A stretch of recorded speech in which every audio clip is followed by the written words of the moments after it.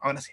Ya, voy a pasar muy rapidito por la clase 12, porque ya que la vimos hace 2 semanas, para que no entremos tan perdidos y nos conectemos. Voy a ir punteando nomás cosas, así que, porque esta clase la hicimos en su momento. Bueno, la clase o el PowerPoint número 12, mejor dicho, tiene que ver directamente ya con la iglesia moderna, último periodo, por lo menos de la historia de la iglesia, según lo que plantea nuestro autor de texto guía, que es Hulbert. Lo he dicho en otras ocasiones, otros autores tienen otras clasificaciones, pero como en su momento le he dicho, esta me parece bastante aterrizada respecto a los hitos que toca. Uno podrá estar de acuerdo en uno que otro, pero en general te plantea hitos muy específicos, ¿ya?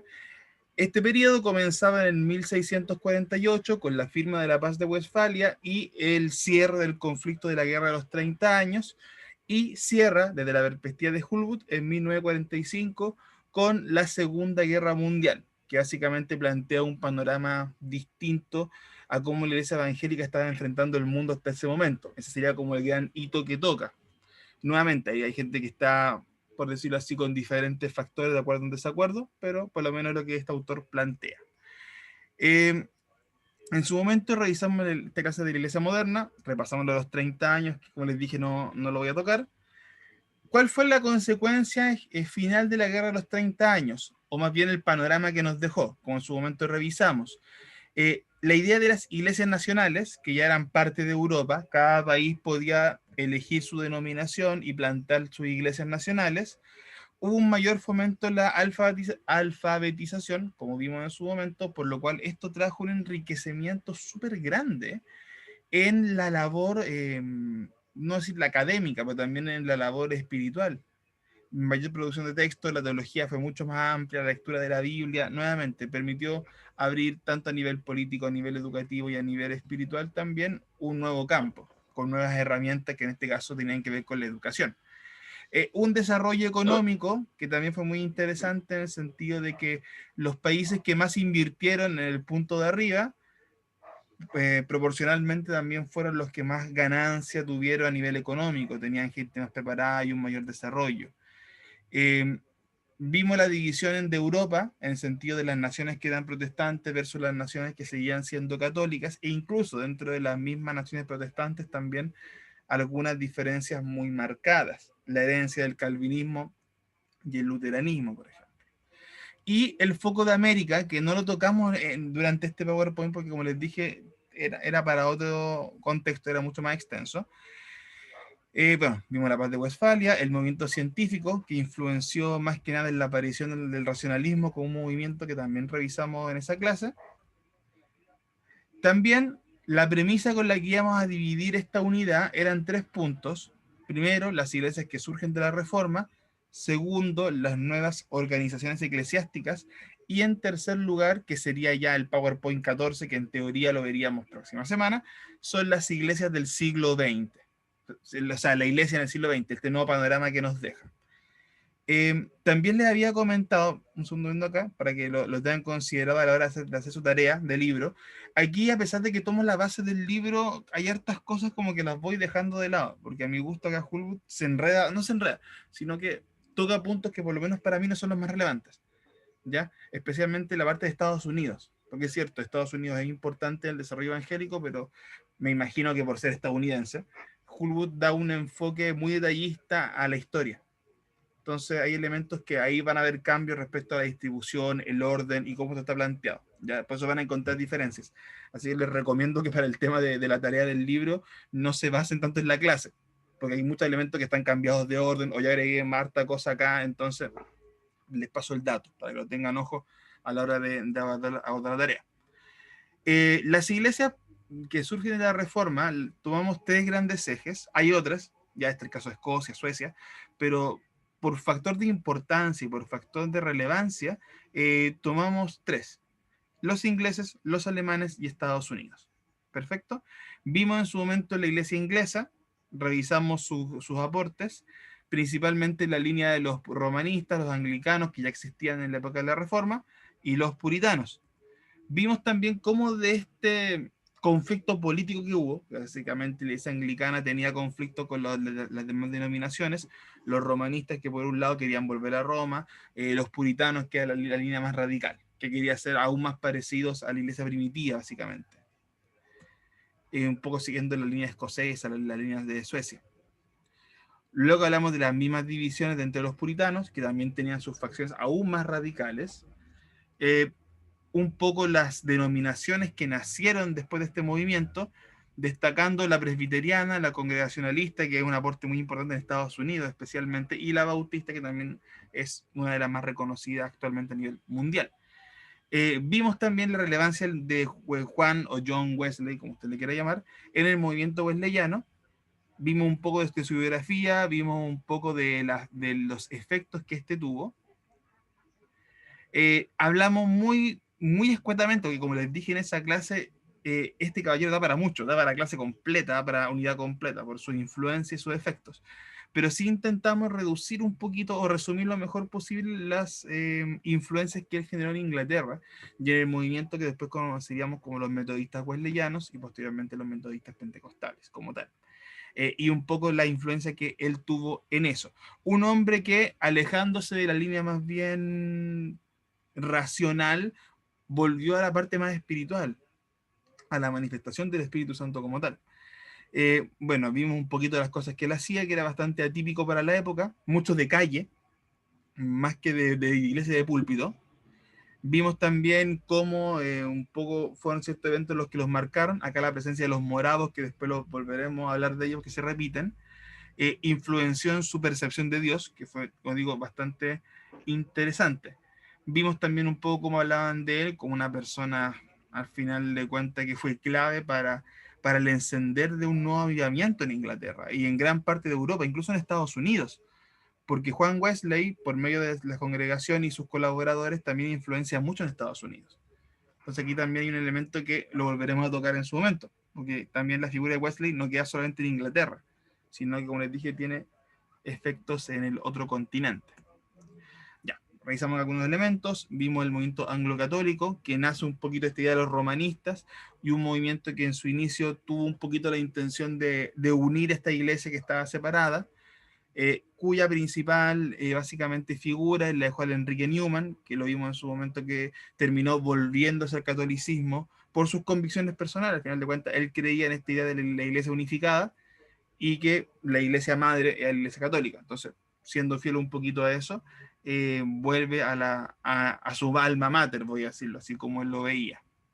Luego nos pasamos a la iglesia alemana, ya terminamos ahí muy resumidamente, que nos faltan cosas obviamente con la historia inglesa o cómo fue su dirección. Luego en Alemania revisamos elementos importantes como el pietismo, ¿ya? También un movimiento que toma mucho del movimiento wesleyano, en el sentido, incluso miento, al revés, porque igual toma influencia de él, porque también buscaba una religión más espiritual, ya un poquito como en esa misma línea. Vimos también básicamente que tenía similitudes la experiencia con Cristo, la experiencia religiosa, carismática, el sacerdocio de todos los creyentes, que también era un punto clave del pietismo, también un poco en contra de lo que pasaba con la Iglesia Católica. Nuevamente, ¿quién interpreta la Biblia? Son los sacerdotes, son los obispos, no es la persona como tal. Y acá darle el rol del sacerdocio al hombre común o a cualquier tipo de creyente era una visión bastante distinta. Y eso ya, por lo que hemos revisado hasta ahora, lo tenemos claro. Bueno, me salto un poquito esto. Más que nada destacar esta figura, porque ya decía que los morados volvían a aparecer, que fue un pietista el fundador de la Hermandad Morada, que fue la que influenció a Wesley un par de décadas después. Entonces, nuevamente, volvemos a esta imagen que se nos repite. Luego, en esta segunda sección de Alemania, revisamos algo que fue interesante, que fue el movimiento racionalista, como una corriente que buscaba reinterpretar la Biblia, por decirlo de alguna forma, desde una perspectiva en extremo racional. Creo que fue, no sé si fue Marisol o Yanina, que preguntaba en su momento respecto a la influencia de la alta crítica, y acá hay gran parte de la influencia de la alta crítica, nace el movimiento racionalista alemán. ¿Ya? Vimos algunos de sus elementos clave, básicamente qué era el racionalismo, como esta idea de razón versus experiencia, y cómo esto era aplicable o no aplicable a la Biblia, que también lo conversamos un poquito al final de la clase pasada. Revisamos un poco esto acá, perdón, voy rápido porque quería hablar de clase, ¿ya? Las disculpas del caso. Un poco sus principales figuras, Semler y Strauss especialmente, que es uno de los padres del racionalismo. Vimos también un poco cómo algunos teólogos se pusieron a defender, fueron teólogos ortodoxos que sí hicieron un gran avance en el sentido de que buscaron un acercamiento mucho más inteligente a la Biblia. También entendiendo que los racionalistas discutían desde la base de la razón. Entonces, sin dejar de lado la fe, plantearon un acercamiento mucho más intelectual que también aportó mucho hasta el día de hoy, que es nuestra base de la teología sistemática también, que es un estudio mucho más organizado y ordenado de la Biblia. En su momento revisaba más que nada el caso puntual de, no voy a repetir el nombre que me salía muy mal, de este caballero alemán, que es conocido como uno de los padres, básicamente, o el más grande teólogo del siglo XIX. Nuevamente, porque fue la base de la que él planteó la idea de la teología sistemática. Nuevamente, el estudio inteligente de la Biblia, reconociendo su base espiritual. Aquí me quedo en este párrafo donde un poquito se resumía su idea, que la religión tiene una base espiritual, una naturaleza espiritual, básicamente, es su principio, por lo cual la razón humana, bajo ninguna circunstancia, puede ser juez. Y eso lo conversábamos cuando, cuando lo veíamos en clase, porque al final de cuentas la mente humana es limitada, la razón humana es limitada. Entonces, ¿cómo yo voy a intentar poner bajo premisa de hombre, bajo premisa de ser humano, aunque sea el humano más inteligente del mundo, entender las verdades de Dios? Entonces, ahí se generaba un desequilibrio desde la consigna de lo que yo quería hacer. Ya, y básicamente un poco sus aportes. Otros líderes que están mencionados en el libro, ahí van a poder encontrar un poquito más de detalles de ellos. Y vimos algunas conclusiones muy generales de este periodo, o sea, de esta parte de la clase, donde tocamos a Inglaterra y Alemania. Ya, era muy resumido, como les dije, no quiero detenerme porque la clase de hoy día igual es larga, entonces no voy a entrar en tanto detalle. Está la clase grabada, así que también si quiere puede irse a chequear después la otra clase. ¿Estamos bien acá? La guardé bien, ¿verdad? La guardé perfecta. Ya. Ok. Esta no la he mandado, así que ojo con esto. Esta debo mandárselas hoy día. Historia eclesiástica, clase número 13. ¿Ya? A una determinar, como les dije, la 14, aunque sea breve, va a ser un poco un punteo del siglo XX. Ya expliqué el periodo donde estamos todavía y entramos en la segunda parte de la iglesia moderna. Ya nuestra segunda, por decirlo así, patita. Ya habíamos revisado esto hace un rato, así que no lo repito, porque era un poco la introducción del mismo tema. Pero sí quiero detenerme acá. En esta clase, ¿qué es lo que veremos específicamente? El punto que nos faltó de las iglesias que surgen de la Reforma, y ahí podemos entre paréntesis Estados Unidos, específicamente veremos Estados Unidos, ya tocamos Alemania, ya tocamos Inglaterra, y en segundo lugar, las nuevas organizaciones eclesiásticas que nacen. Esto lo quise agregar como un punto aparte. En el libro de Hulwood mencionan algunas instituciones, pero muy así como por dentro. Por eso que creo que el enfoque era distinto al que tenía Hulwood en este caso.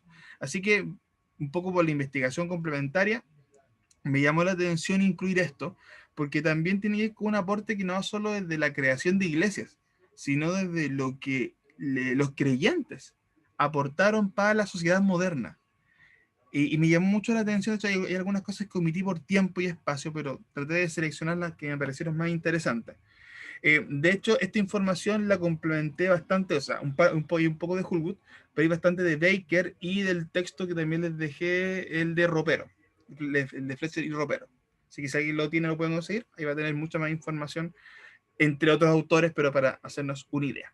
Y ahí nos quedaría entonces clase 14 con la parte del siglo XX. Pero nuestro enfoque hoy día es principalmente Estados Unidos y las nuevas organizaciones eclesiásticas. Ya, en eso vamos. Entonces, habíamos hablado que dentro de las iglesias que surgían de la Reforma, obviamente, repito, surgían muchas más de otros países, pero el enfoque fueron los tres, digámosle, los tres principales, ingleses, alemanes y estadounidenses. Y la iglesia de Estados Unidos es muy interesante, porque la iglesia de Estados Unidos, a pesar de que es nueva en el sentido de que es un país nuevo, es un continente nuevo relativamente, que no tiene ni 500 años, pero sin embargo, en un tiempo relativamente corto, Estados Unidos se convierte en una de las bases del cristianismo. Y es probablemente, si analizamos 2020, sigue siendo una de las más importantes del cristianismo. En porcentaje de creyentes, en movimiento misionero, en básicamente el territorio, o sea, es hasta el día de hoy uno de los pilares que sostiene la iglesia cristiana. Y nuevamente, en un tiempo relativamente corto. Ahora, para entender eso hay que analizar algunos elementos que son interesantes mencionar. Partamos por lo previo, partamos por los antecedentes que tenemos antes. Ya habíamos hablado de la conquista, ya habíamos hablado de cómo desde la expedición de 1492 de Colón en adelante, América se había convertido en un foco misionero. Eso lo teníamos claro, lo habíamos conversado en su momento. Ahora, mientras revisábamos nosotros la historia desde el punto de vista de Europa, también pasaron muchas cosas en América, a pesar de que no fue el foco principal de acción. Nuestro foco principal de acción estaba en la reforma europea. Pero, nuevamente, también pasaron cosas en América, que aunque sea por mención, así sutil o menciones, llamémosle así, breve, pero es importante que nos ubiquemos históricamente. Las primeras expediciones de conquista fueron principalmente guiadas por España, que fue el primero, Francia y Portugal, que en diferentes lugares fueron colonizando, voy a decir. La primera iglesia que se establece en América, en diferentes lugares, es la iglesia católica, nuevamente. Eso no hay mucha, por decirlo así, duda con ese punto, algo bastante conocido. Ahora, eh, otro antecedente que es relevante, 1494, en el segundo viaje de Colón, 2 años después del viaje original, Colón ya iba con otra perspectiva, ya iba mucho más seguro, obviamente, ya iba con mayor tranquilidad por el primer viaje, y además viaja con ya 12 sacerdotes católicos, con el fin de comenzar el proceso de evangelización. O sea, ya en el segundo viaje íbamos con una intención distinta. Y ya en 1565, principalmente en América Central y América del Sur, ¿ya? Y parte de América del Norte, pero no de forma completa, teníamos las primeras iglesias primitivas, desde la parte, punto de vista católico, insisto, seguimos en esa línea. Pero ya teníamos algunas iglesias establecidas. Ahora, aquí tenemos que hacer un contraste, porque como yo les dije, teníamos la diferencia de Centroamérica, Sudamérica y Norteamérica. La parte sudamericana y gran parte de la centroamericana tuvo la influencia española, en el sentido que incluía el método de conquista español. Los españoles, a diferencia de otros países, ingresaban con violencia, ingresaban con esclavitud, ingresaban con la conversión forzosa y obligando, en resumen, a la gente a construir monasterios, templos, iglesias, desde una violencia brutal. Y ese modelo español es el que tiñe por lo menos la parte sur del continente muy notoria, y como les dije, Centroamérica. Pero luego nos encontramos con parte de Norteamérica, porque acá llegamos hasta México, que también tuvo la influencia muy potente española, pero luego nos queda una parte, una sección que es la parte norteamericana. Ahora bien, aquí tenemos una gran diferencia, porque desde Canadá hacia el norte se meten los franceses. O sea, teníamos una hegemonía gran parte española en Centro y Sudamérica, Portugal en la parte de Brasil, también en la parte de Centroamérica, en la parte de las islas específicamente, y luego teníamos esta parte, como límite entre Canadá y México, donde los franceses se metieron. Los franceses primero entran por Canadá, y a diferencia de lo que pasaba con los españoles, los franceses también tenían un método distinto de conquista, que este era más bien influenciado por los jesuitas, más que la parte dura de la iglesia. Y el método francés, en este caso, era más bien por la, pues, ¿cómo se puede decir? Por la buena, dicho muy en chileno. Buscaban o estaban enfocados más bien en ganar la amistad de las tribus indígenas. ¿Ya? Esa amistad está enfocada en qué? En la coexistencia, en las obras como tal y en la amabilidad. Eso no quiere decir que hayan estado exentos de eventos violentos. Hubieron bastantes, pero no era el mismo tipo de violencia institucionalizada de España. Ahí teníamos una diferencia nuevamente muy radical en los métodos. Y ya desde este punto tenemos una influencia distinta en el acercamiento de lo que pasa en Norteamérica y Sudamérica. Y este punto, tal vez para el final de la unidad, sería interesante reflexionarlo. Me acuerdo que hace unas semanas atrás hubo una discusión muy interesante cuando hablábamos de la conquista española. Y no sé si fue Hugo, si fue Eduardo, no me acuerdo quién hizo la pregunta, o Adán incluso, no me acuerdo quién, pero fue un varón, que hablaban respecto a qué hubiera pasado si hubiera sido distinto el método, si se hubiera llegado o traído la fe de una forma distinta. Y aquí tenemos un poquito lo que apunta esa pregunta, porque en América tenemos una diferencia muy marcada en la conquista de Canadá hacia el norte y la conquista de Canadá hacia el sur.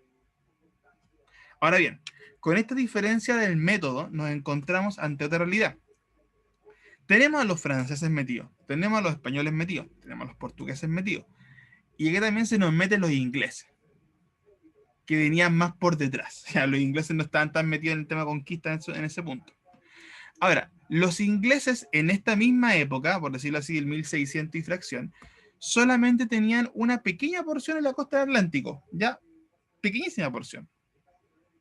No tenían nada influyente, más bien un par de territorios en la costa. Ahora, por motivos políticos, bélicos y de conflictos internos, en 1559, perdón, Canadá tiene una importante victoria militar en el sector de Canadá, lo cual obliga a los franceses a entregar territorios. Esos territorios incluyen Luisiana, o sea, Canadá, gran parte de Canadá, Luisiana, que es un estado estadounidense, a redundancia, lo mismo que Texas, a la sección de los Estados Unidos del Norte. Y ya estaban creciendo. O sea, ya con este evento del 1759 se comienzan a sumar estados a este grupo que tenían los ingleses acá. Estados Unidos es básicamente un conjunto de pequeños países. Entonces, las colonias inglesas armadas cerca del Atlántico, más las recuperadas desde el sector de Canadá y una parte un poquito más al norte del mismo, comenzaban a hacer que por decir así, la dominancia inglesa fuese mucho más notoria y comenzar a configurar lo que posteriormente sería Estados Unidos. Las colonias inglesas, como ya lo hemos visto históricamente por todo lo que ha pasado y lo que hemos revisado desde el famoso Enrique VIII en adelante, eran protestantes. O sea, ya tenemos una influencia protestante en parte de Canadá, tenemos una influencia protestante en una parte importante de Norteamérica, que quedó como aislada, quedó como una burbuja. Teníamos todo lo que pasaba en Centro y Sudamérica. Canadá fue como este punto de esta línea divisora, y después el elemento muy distinto que ocurre arriba. Entonces, como les digo, los colonos ingleses comienzan a emigrar masivamente a Norteamérica, con este método un poquito más amigable nuevamente, y no era tan violento como el punto de vista español. Insisto, violencia había, guerras hubieron, muertes hubieron, pero con esa diferencia, aunque parezca sutil, no lo era tanto. Y en 1845 tenemos una segunda oleada migratoria, ¿ya? Que ya definitivamente terminó marcando un hito. No miento, este es 1700, perdón. Ahora no me está guardando la fecha. Ahí sí, excuse me. Pues me estaba corriendo un siglo. Y a mediados del siglo XVIII ya teníamos una segunda oleada migratoria. O sea, en este panorama tenemos una gran influencia inglesa en esta burbuja que se armó en Norteamérica. Ahora, hay un segundo factor que hay que considerar por qué es tan distinta la historia de Estados Unidos a otros países reformados, voy a decirlo así. Y en ese sentido hay un factor que es interesante, que es el factor del tiempo. El descubrimiento y la colonización de América no llega en un periodo cualquiera. Si dan cuenta, América es conquistada en 1492 y, por decirlo así, todo el siglo XVI tiene que ver mucho con la conquista española, con la conquista francesa, portuguesa, inglesa y todos los que se metieron a América. Pero al mismo tiempo teníamos todo lo que estaba pasando con la reforma en Europa. O sea, Europa estaba pasando por un proceso, como dice acá en el texto, de purificación espiritual, doctrinal, política incluso, mientras América recién estaba verdecita en el sentido de la colonización. ¿Cómo eso nos sirve a nosotros? Porque la mayoría de los ingleses que terminan yendo a América tienen este espíritu reformador de base. Los ingleses que comienzan a venir a América, que son disidentes religiosos en muchos sentidos, vienen con un espíritu reformador. No vienen con un espíritu católico o con un espíritu medieval, vienen con un espíritu, un chip ya cambiado, o por lo menos en un camino, en un proceso a cambio mucho más marcado. Incluso la Iglesia Católica, que también tiene su espacio en Estados Unidos, en algunos estados en particular, también ya no es la misma Iglesia Católica de la Edad Media. Es una Iglesia Católica que después de los eventos de la Contrarreforma, aunque sea sutilmente, ya viene con ciertos cambios también.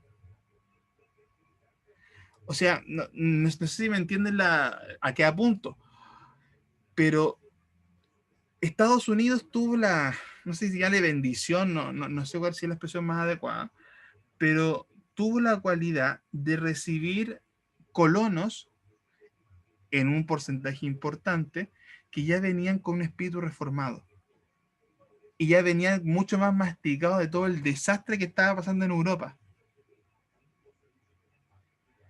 Y la iglesia que se comienza a plantear en Estados Unidos ya viene con ese chip también medio modificado, que lo traía desde la base. Y eso, hermanos amados, marca una gran diferencia.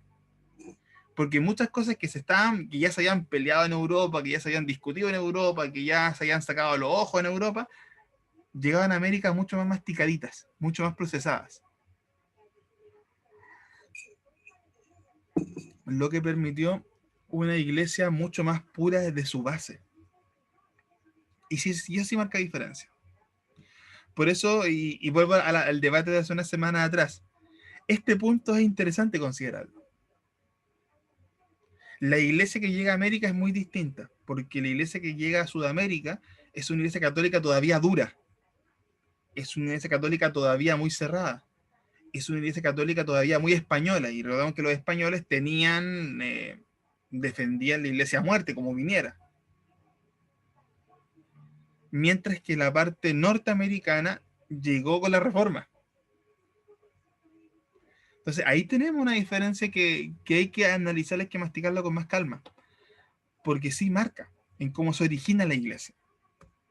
Y un poco para complementar el debate de hace unas semanas atrás. Y esto ya ayuda a responder, o por lo menos dar más herramientas para responder esa duda que se armaba.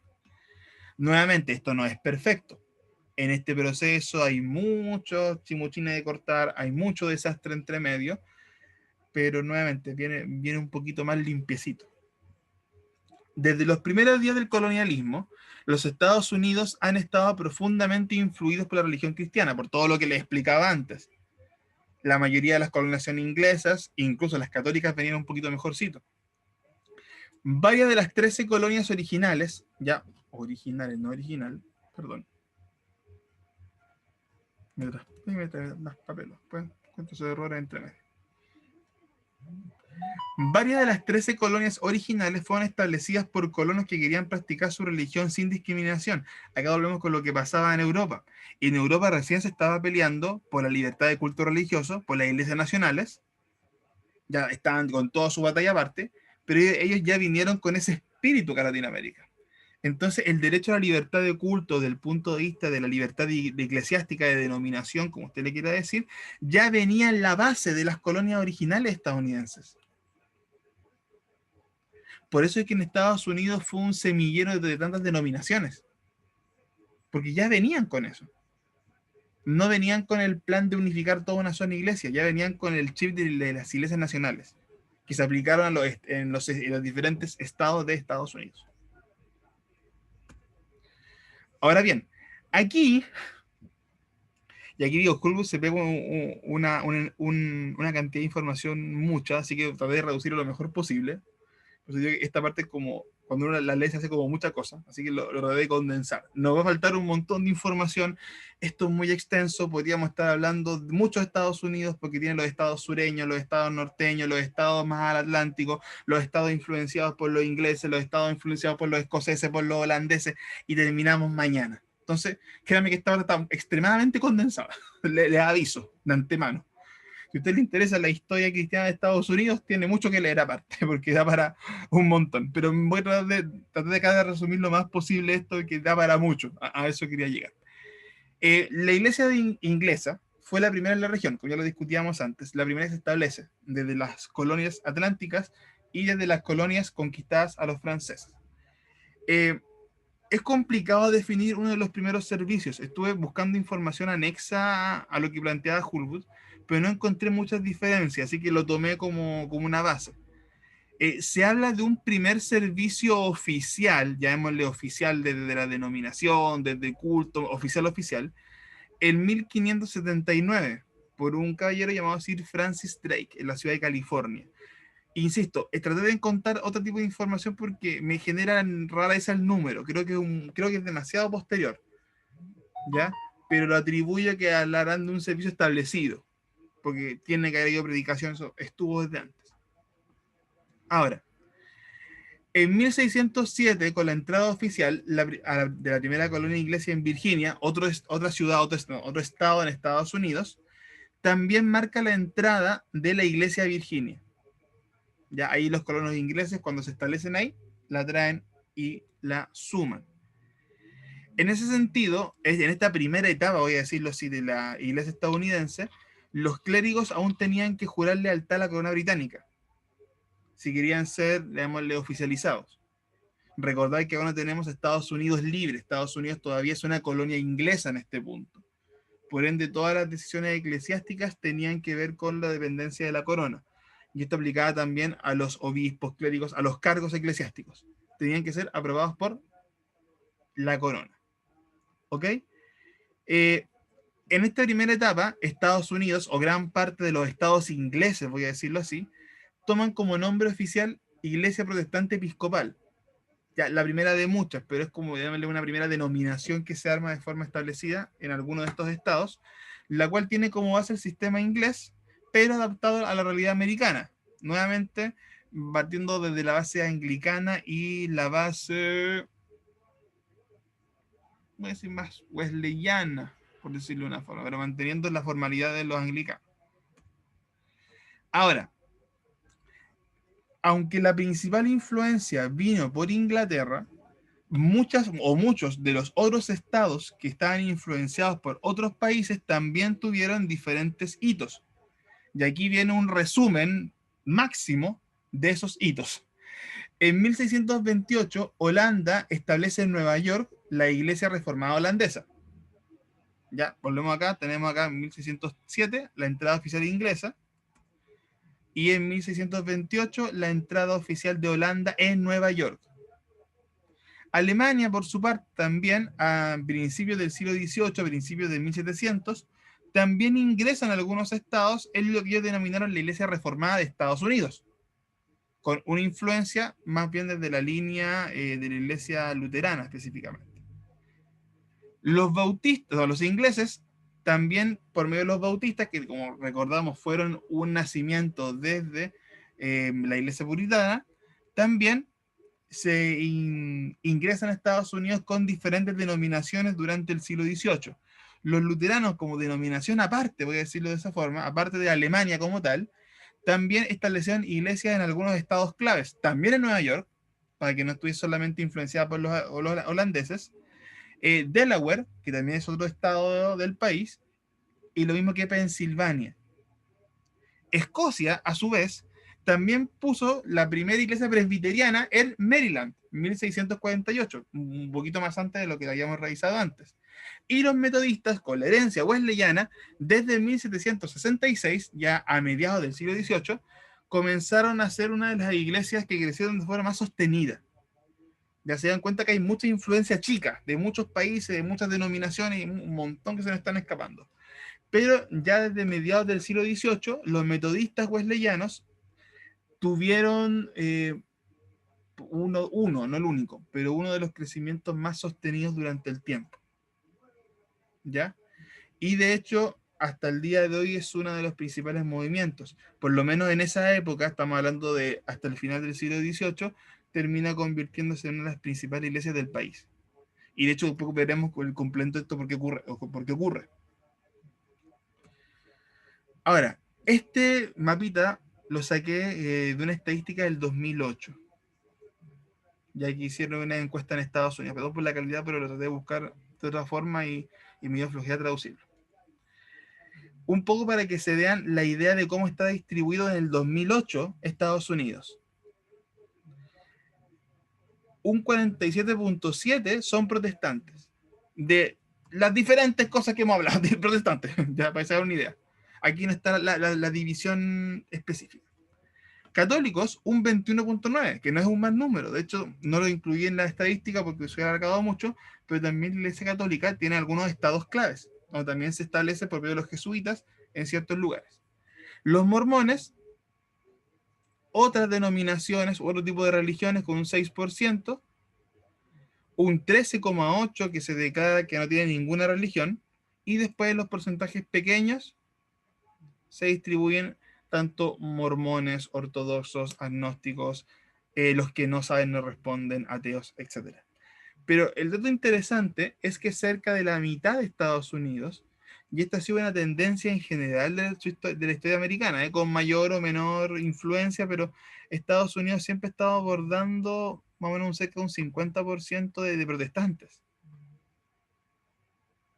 Lo cual, si lo comparamos, por ejemplo, con Chile, que tiene que estar en un veintitanto, si no me equivoco, 20, veintitanto, 22 por ahí, por ciento de protestantes, a nivel de país, estamos hablando de cerca de más del doble en la práctica. Ahora bien, ¿por qué les planteo todo esto? Todo el modelo que vimos desde los orígenes de Estados Unidos, su historia, bla, bla, y cómo fue ingresando, generó características un poquito distintas en el cristianismo estadounidense desde su base. ¿Ya? Es un cristianismo que parte desde una base idealista, porque estás en un territorio nuevo, estás armando un país nuevo, estás armando colonias nuevas.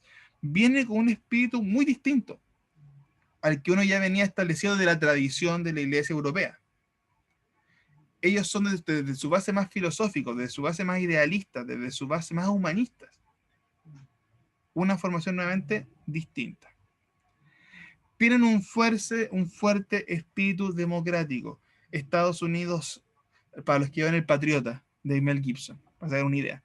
Estados Unidos tiene de su base, buena película, no se rían, dentro de la fantasía, pero a lo que voy es que ese espíritu de libertad, de democracia, que uno se ríe de las películas gringas, que es como si fuese una marca registrada, tiene mucho que ver con sus orígenes.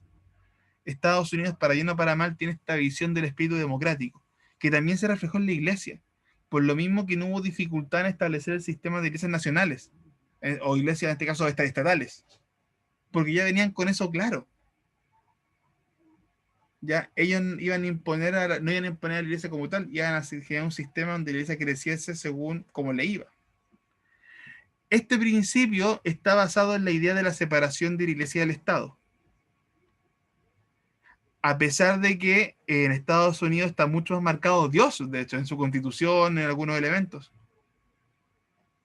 Fue ahora, el periodo posmoderno de Estados Unidos comenzó a quitar a Dios de las cosas, de la escuela, de los juramentos, pero Estados Unidos desde su base tiene la Biblia. Y ese elemento es interesante porque aún así está separada la iglesia del Estado, pero desde su constitución está la idea de Dios. O sea, tienen un principio bien interesante. No es lo mismo, pero Dios está Dios presente. Este espíritu democrático que hablaba acá arriba se ratifica o se evidencia en lo que se denomina el denominacionalismo, que es esta idea del individualismo religioso. O sea, pueden haber diferentes denominaciones, pueden haber diferentes tipos de iglesias, mientras puedan coexistir. Y de hecho, esto se ve muy marcado más adelante, cuando hablemos del avivamiento estadounidense, de que se notó mucho en la relativa facilidad en la cooperación de las iglesias que hubo. Incluso en el movimiento misionero. Nacen muchos movimientos misioneros, pero no tanto desde la línea de hacer zancadilla entre ellos. Hicieron distintos movimientos según diferentes denominaciones, pero no se andaban chocando los unos con los otros. En ese sentido, este espíritu democrático de hágale, sea libre, influenció mucho. No teníamos estas peleas que se dan, por ejemplo, lo que hablábamos de Inglaterra, de que estaban los puritanos agarrándose con los anglicanos y con los romanistas, para que tiene más hegemonía y el tejemaneje político. Nuevamente, conflictos hubieron, pero la base de ellos era muy distinta. Entonces eso plantea también una base en cómo resolvieron los conflictos.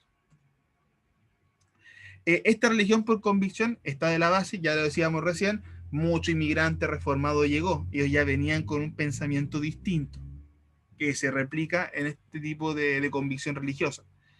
Está esta competencia denominacional que les decía yo, no es de la violencia, está desde yo estoy haciendo más cosas, yo estoy posicionándome en ciertos lugares. Y eso generó esta competencia para ver cuál denominación iba adjudicando ese territorio al final de cuentas. Cosa que después se reflejó en el tema misionero, por ejemplo, o en los elementos sociales y políticos, donde también hubo mucha presencia aquí protestante. La actividad misionera, que después lo haré con detalle, así que por eso lo estoy solamente mencionando por ahora, la secularización de instituciones y beneficencia, que un poco, y aquí hago una diferencia, porque los católicos, como algunos recordarán cuando hablábamos de la contrarreforma, ellos optaron por el camino de la caridad, que fuese un camino de la iglesia. El caso de Estados Unidos rápidamente separó, secularizó las instituciones y la beneficencia. Hay instituciones religiosas, pero las separan, las marcan muy bien. El principio este de separación y ese Estado. Nuevamente, está desde una base. Ahora, George Washington, el Bernardo Higgins de los gringos, voy a decirlo así, uno de los personajes clave en la historia de ellos, tiene una frase que la corrobora, para decir si era cierta, que menciona durante su, o sea, o que la registra, mejor dicho, dentro de las biografías, de las anécdotas, de cuando él asume como, perdón, que tengo a Dana entrando, ya, ahí todo, que él menciona dentro de su, ay, ¿cómo se dice? No, asumir cargo, se fue el verbo ya, pero cuando lo proclaman presidente. Y esto me llama la atención, que menciona lo siguiente: sería especialmente impropio omitir en este primer acto oficial mis fervientes súplicas a aquel ser todopoderoso que rige el universo. Esta idea desde los orígenes de Estados Unidos está Dios presente. Desde su primer presidente está presente. No como una autoridad religiosa, que como teníamos esto del Papa, de cómo él influye en los reinados, en las monarquías, etc. Sino que desde la separación iglesia-estado, pero con esta figura de Dios presente en todo. Pato, ¿Sí? la separación iglesia-estado se plantea para que el Estado no influya en la iglesia o para que la iglesia no influya en el Estado. Sin estar 100% seguro, pero desde lo que estuve revisando, que insisto que no es tanto en Estados Unidos, que da para mucho, creo que es para que el Estado no se meta en la iglesia.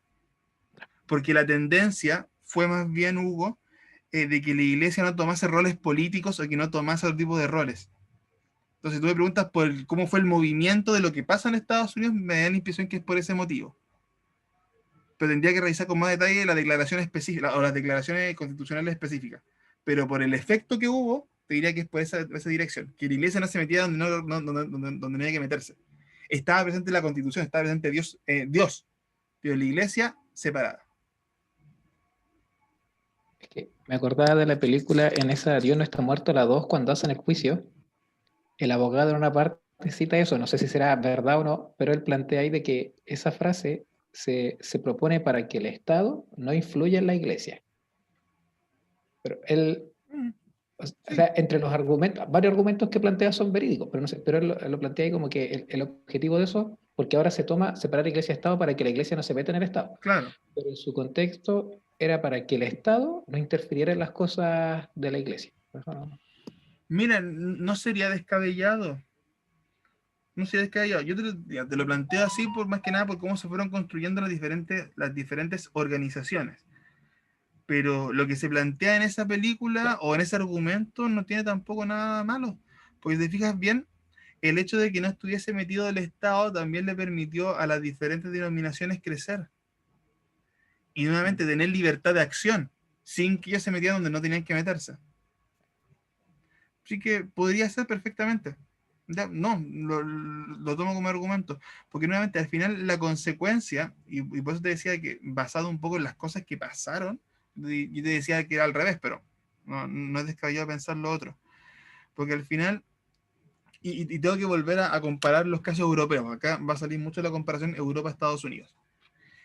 Europa sufrió porque la iglesia estaba metida en todo, desde la selección de reyes, la parte política, las guerras. O sea, recuerden que al final de cuentas, las cruzadas eran guerras de religión.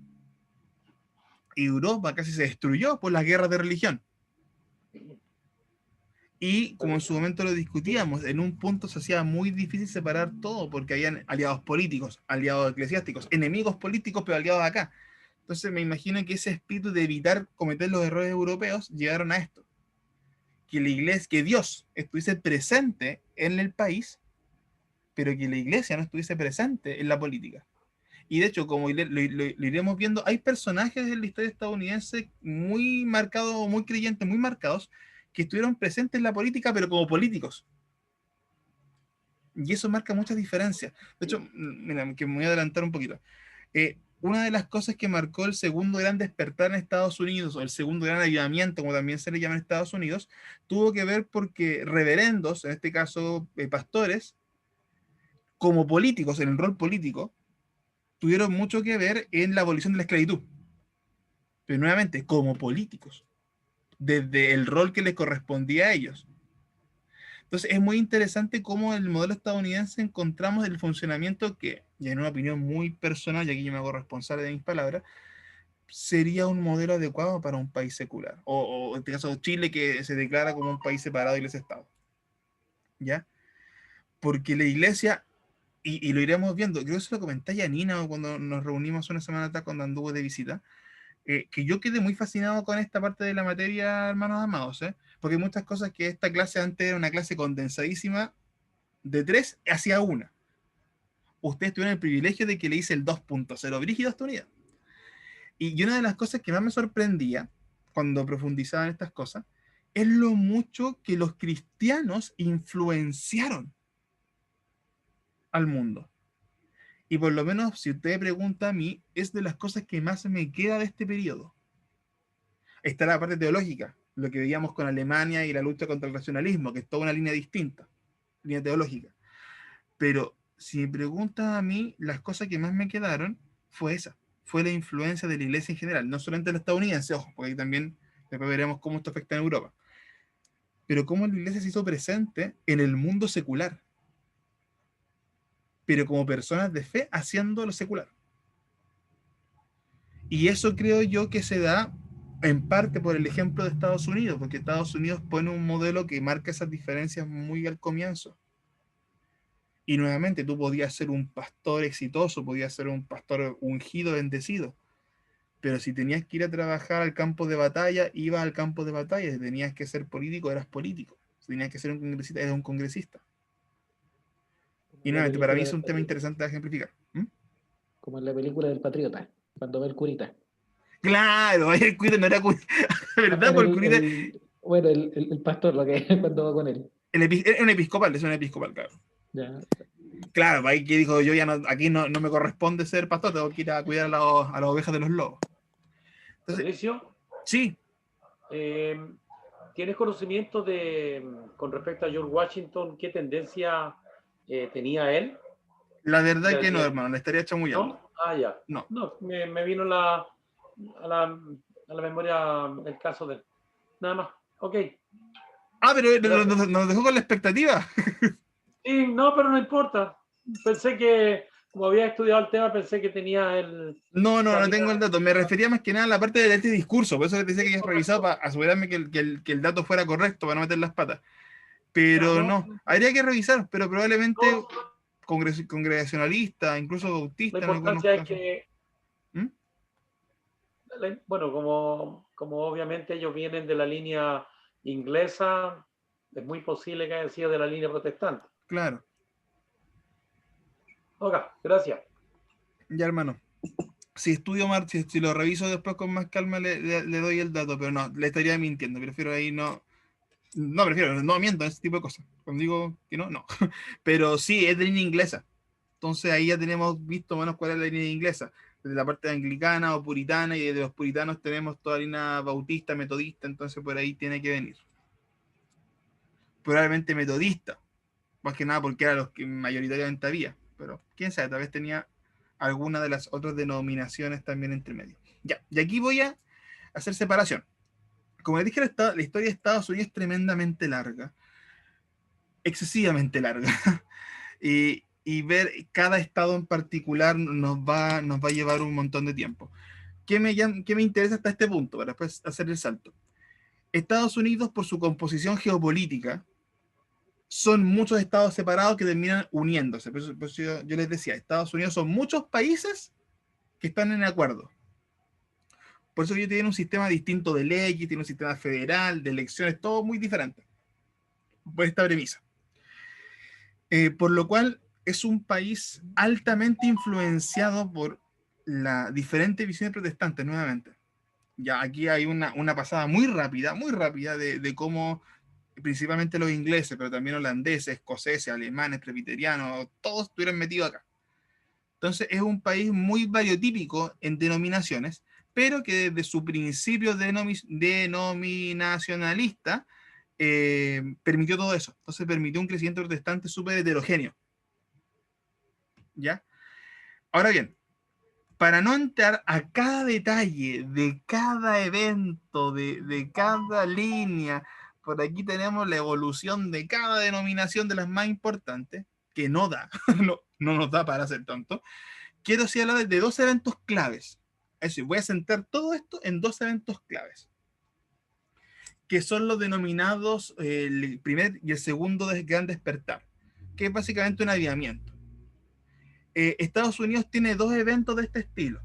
El primero en 1726, lo que se conoce como el primer gran despertar o el primer gran avivamiento.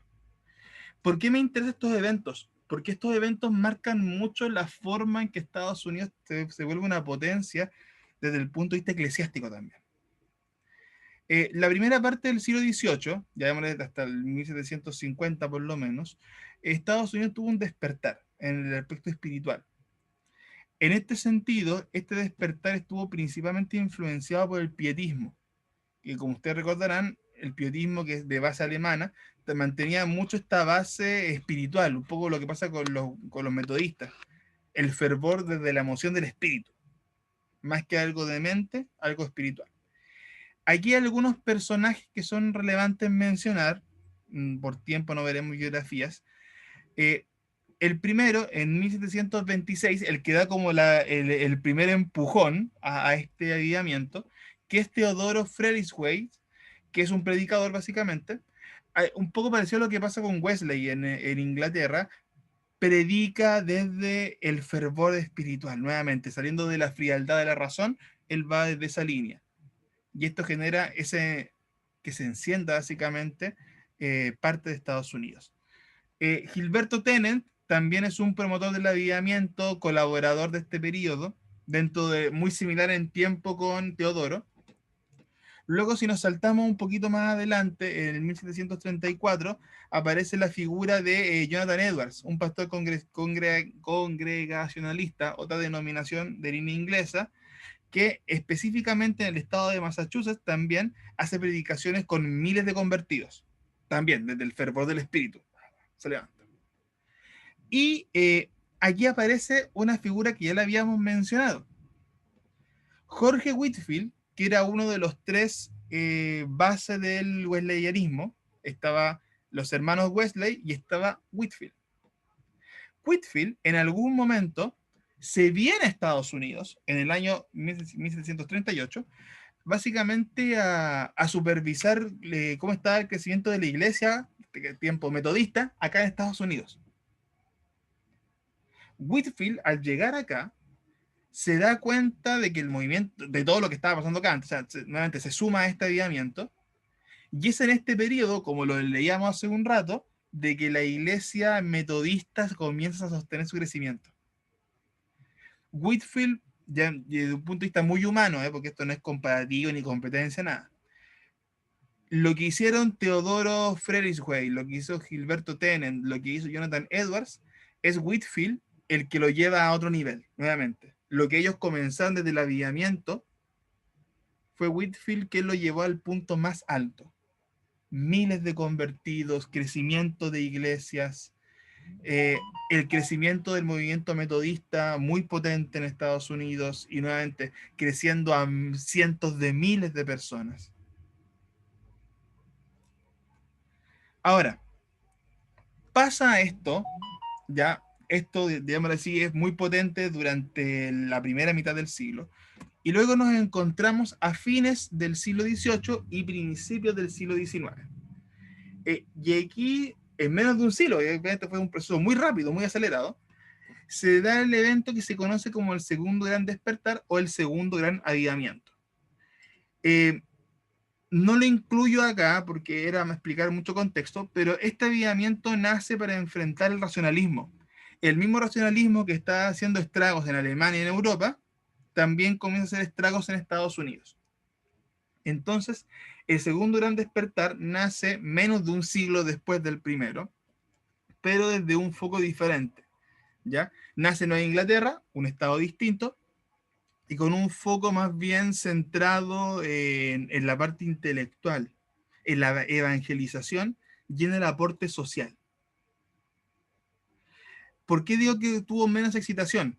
Porque no seguía tanto esta línea de la espiritualidad a su máximo esplendor, sino que trabajó una línea mucho más, no es apagada la palabra, es menos efusiva, tal vez la expresión, puede ser que cuando tenga una expresión mejor la diré, pero eso no quiere decir que fue menor que la primera. De hecho, lo que llevó este movimiento, más que la conversión, aparte de la conversión masiva, aparte, fue la creación de muchos organismos. La iglesia comenzó a trabajar hacia otras líneas fuera de la iglesia. Y para esto nacen un montón de agrupaciones eclesiásticas primeramente y después agrupaciones hacia afuera, nuevamente, desde lo social. 1810, la Junta Americana de Comisionados Congresionalistas, básicamente es como una asociación de pastores, voy a decirlo así, pero masiva. Nuevamente, empezar a agrupar las denominaciones. En 1814, la Convención Misionera de la Denominación Bautista, que aquí los bautistas a nivel cristiano fueron de los primeros que comenzaron a organizarse de mejor manera en el tema misionero, eso no se los puede negar. Y acá ya en 1814 teníamos una primera convención misionera. 1816, Sociedad Bíblica Americana, ya que apuntaba mucho más al estudio teológico. 1824, Unión Americana de Escuelas Dominicales, que después, de hecho, no lo quiero mencionar mucho porque aparece posteriormente la Escuela Dominical como una institución nueva que aparece en este periodo.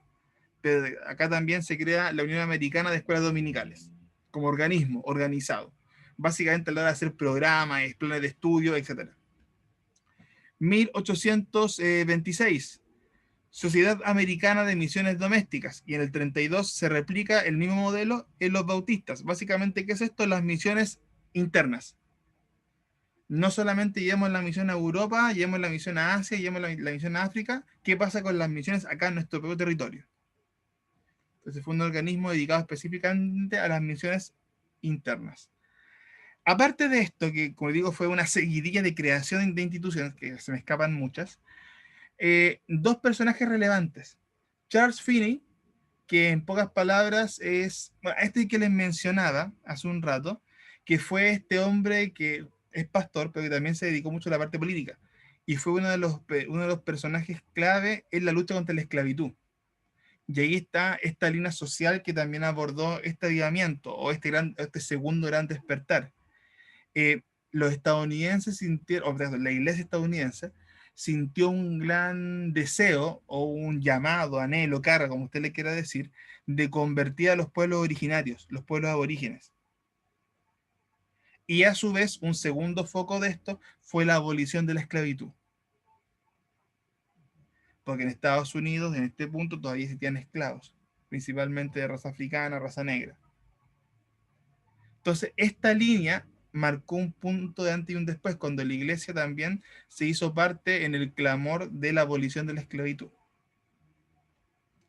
Y la segunda figura que es relevante es Peter Cartwright, que de hecho se menciona en el PowerPoint anterior como uno de los líderes, ya lo mencioné solamente, que es un metodista, ya desde la línea de los wesleyanos, predicador en campamentos y lucha también por los derechos de los esclavos, también muy metido en el tema civil.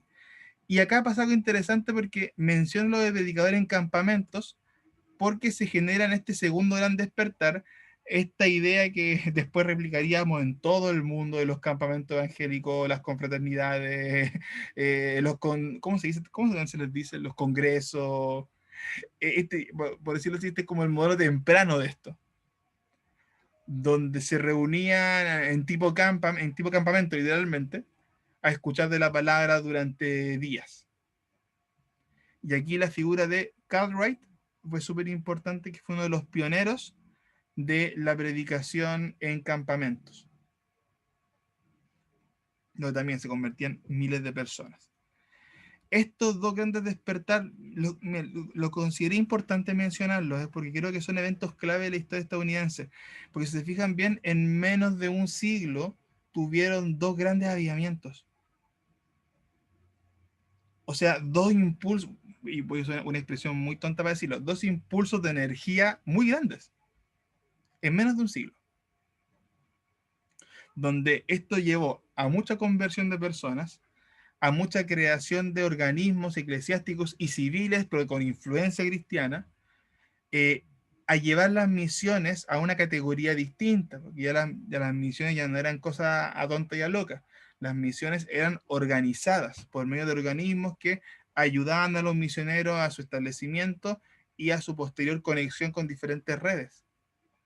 O sea, en menos de un siglo, probablemente se sentaron y Estados Unidos sentó las bases de su funcionamiento eclesiástico. Y con una efectividad que a mi humilde opinión tiene mucho que ver grandemente con un muerte de Dios directamente. Porque lo que Europa se demoró siglos en hacer, Estados Unidos lo hizo en mucho menos tiempo.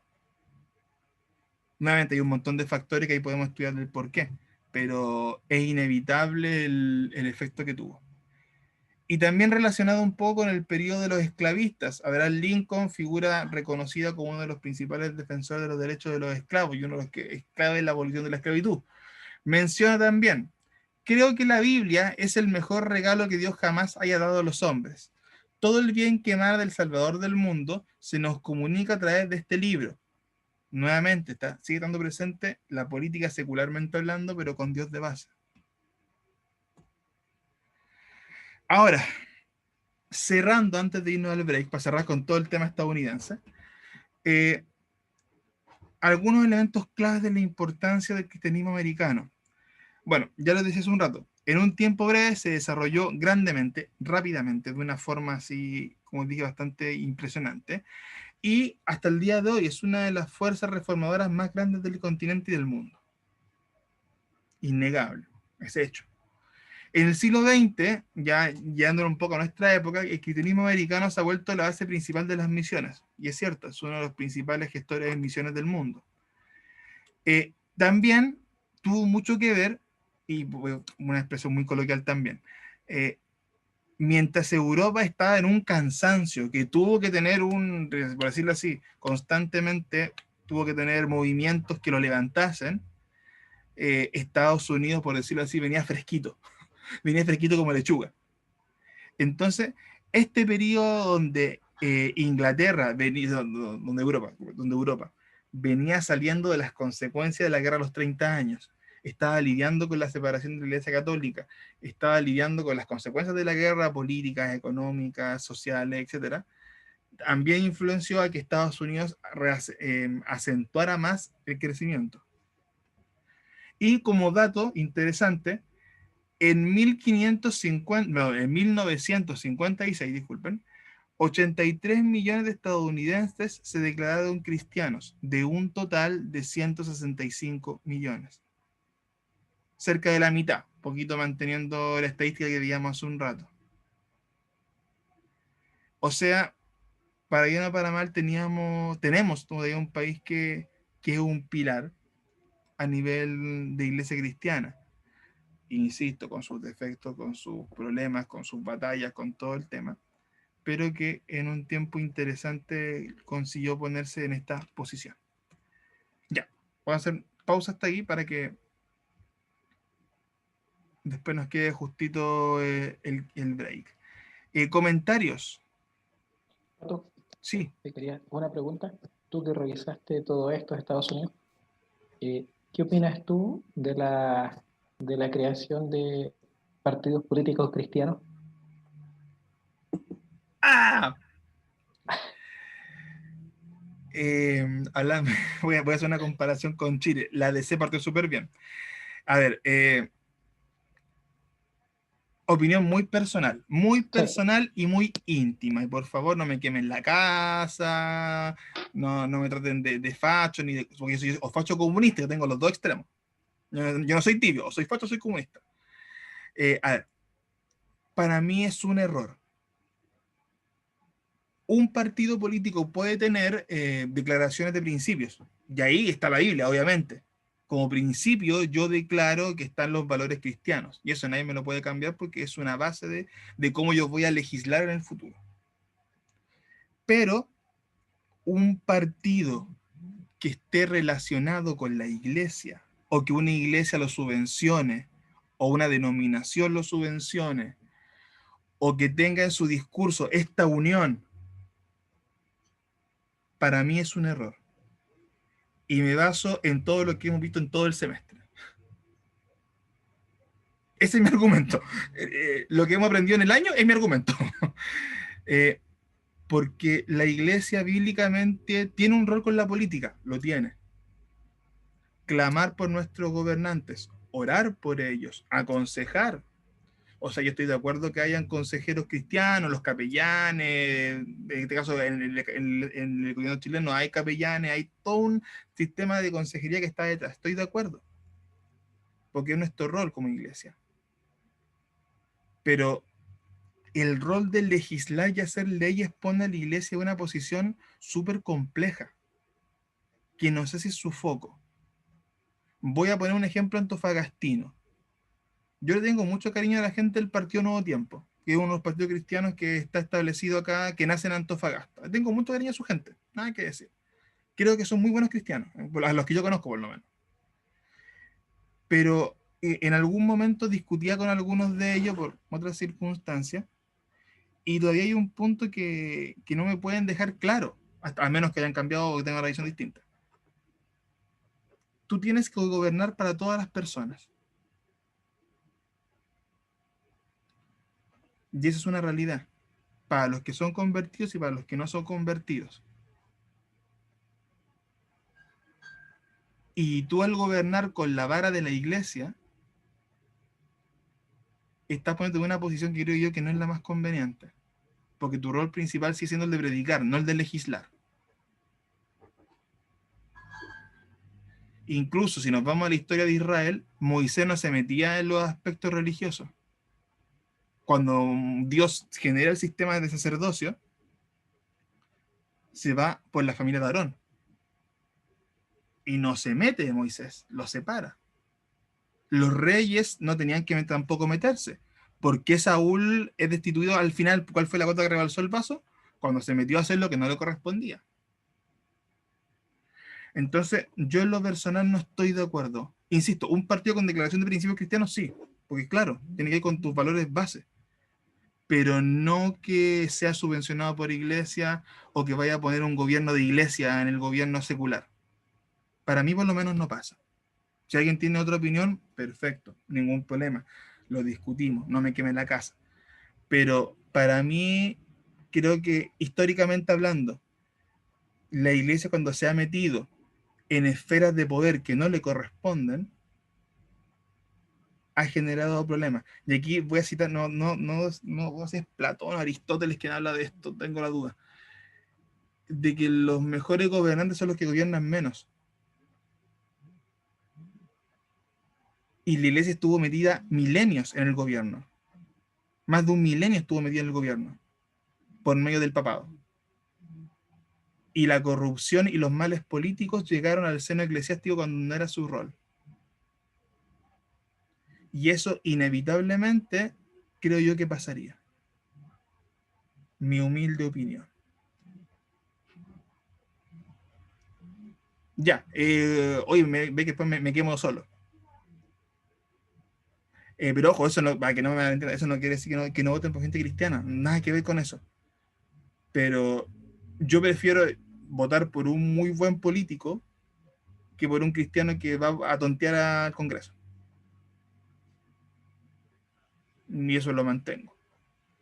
Porque tenéis que saber de la pega, porque si no, no te metéis en la pega. Patricio, Sí. tomándote la palabra, ¿me puedes nombrar un buen político? No tengo en mi cartera en este momento, de verdad. Mire, un buen no, político. no, sí, sí lo entiendo.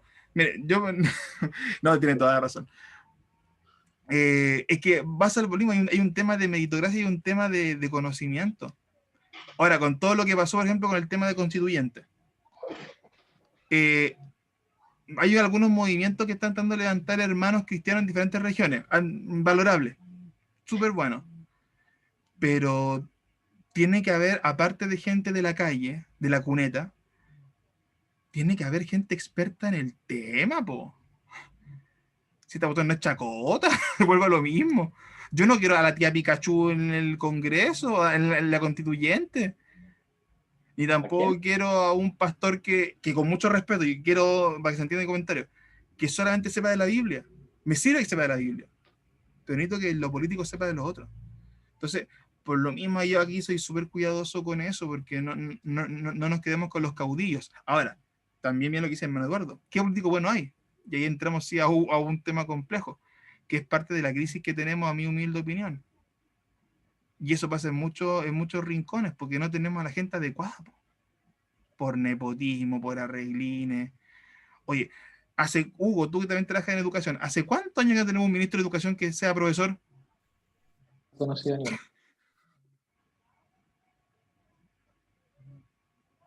Y ojo, eso no quiere decir que no sepa de otras cosas, pero es que es como lo mínimo.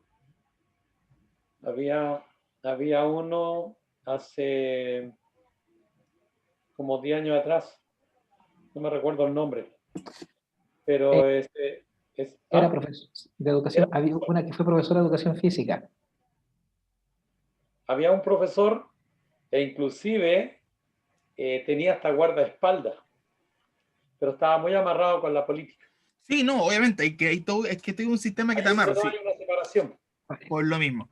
Entonces, bueno, eso es un tema para mucho, pero como cerrando lo que decía Hugo, no. Sí, siendo consecuente con lo que yo he enseñado y con lo que yo creo que debe estar separado, totalmente. Que la iglesia haga lo que debe hacer, que es predicar, que es apoyar, que es orar, que es dar su opinión, que es ser un actor social relevante. Pato. Sí. Proboste. ¿Proboste? Fue la última, mira. Ella era profesora. Sí, de educación, parece que de educación física. Entonces, elementos, bueno, como eso que ustedes se darán cuenta que es un mal de Chile. A ver, Jorge. Oye, que se nos pone sabrosa la clase. En la campaña de la prueba y el rechazo. Sí, totalmente. Totalmente. Y con mucho cariño y respeto, y nuevamente no me quemen la casa, a mí fue las dos campañas súper rascas. Las de la prueba y el rechazo. Fueron rascas, po. Incluyendo cómo pasó, porque, y aquí, y nuevamente mi humilde opinión, y con esto ya nos vamos al break porque me estoy yendo la bola. Fue tanto la manipulación que hicieron de la iglesia. Claro, en el día 1, Rechazo aparece con una campaña con un evangélico, este caballero que no tengo idea su historial, la verdad no cacho. apareciendo como un evangélico, básicamente usando eso como discurso de su espacio. Claro, para el día siguiente le habían tirado todo el historial de deuda impaga de pensión alimenticia, po. Y a los días después, la campaña del apruebo, que ahí se metió la gente del otro Canuto, que es una agrupación, también desde lo digital, y otros más, pero parto que fue uno de los que más me acuerdo que anoté. Ya los del apruebo, a los días después, o a la semana siguiente, tenían sus propios evangélicos, po. Y al final esta cuestión terminó siendo mis evangélicos contra tus evangélicos. Y fue una cuestión súper penosa, po. Fue triste. Entonces, esos son los riesgos de la política. Y ojo, no es malo hacer política. Pero, ¿cómo metemos a Dios en la política? Al final convertimos la constitución como el apocalipsis, po. Faltaba la señal antes de la segunda venida. Entonces es un tema que es complejo, hermano. Yo, en lo personal, las dos campañas las encontré muy rascas. Y creo que a veces ese movimiento, no todas las iglesias, yo rescato a muchas iglesias que tuvieron muy buenos ejemplos. Me gustó mucho lo que hizo la Jesús Te Llama, por ejemplo. La Jesús Te Llama pescó a todos sus obispos, a todos su obispo, el nombre que quiero decir, su obispo, hizo una declaración nacional. Y de hecho la vi porque tengo amigos de la Jesús Te Llama. Y claro, dieron total libertad de votación, sí plantearon que como denominación consideran más próxima una opción que otra por razones que ya argumentaron, y como institución pusieron su postura. Pero dejaron súper claro, cada persona es libre para votar, cada persona puede hacer esto. Y de hecho me quedé muy, muy interesante lo que hizo la Constitución, porque puso su postura como un actor político más, porque somos actores políticos, pero no se metió más allá, ni se metió con un partido y que aparecer acá ni aparecer allá. Porque al final de cuentas, hermano amado, estamos en un mundo donde las apariencias falsas ganan mucho. Y en el mundo del like, en el mundo de las encuestas, en el mundo de la funa. Y creo yo que en ese mundo la iglesia no tiene que meterse. Tenemos la tarea en la calle, tenemos la tarea en la predicación, utilizando los medios, pero haciendo eso. Yo creo que por eso Jesús no salía en lo político. No porque no fuera importante, sino porque había otra tarea. Sí, porque Cristo dijo, vayan y prediquen la política. Eso no lo dijo él, pues. No, pues. Sí, de hecho, una vez, Entonces, y ya. pastelero ¿Mm? a tus pasteles. Sí, por lo mismo. Y si quieres dedicarte a la política, si quieres postularte a algo, postúlate, no hay drama. Pero Sí. cuidado en tu rol. Ya. Hoy aquí me voy a decir algo que quiero que silencie a alguien, ¿no? Ya. Hermano amado, que no tratamos, pero estas discusiones son interesantes. Y de hecho, por lo mismo que les decía, Estados Unidos tiene un ejemplo muy particular. Por lo mismo es interesante analizar las diferencias que ellos tuvieron con Europa. Ya, 9:31, 9:41 volvemos. Nos queda la segunda mitad, que es la parte de los organismos sociales. Y ya luego hacemos la reflexión de clase. ¿Ya? 10 minutos, 9:41 volvemos. Aprovechen, cafecito. Ya. Ahí está.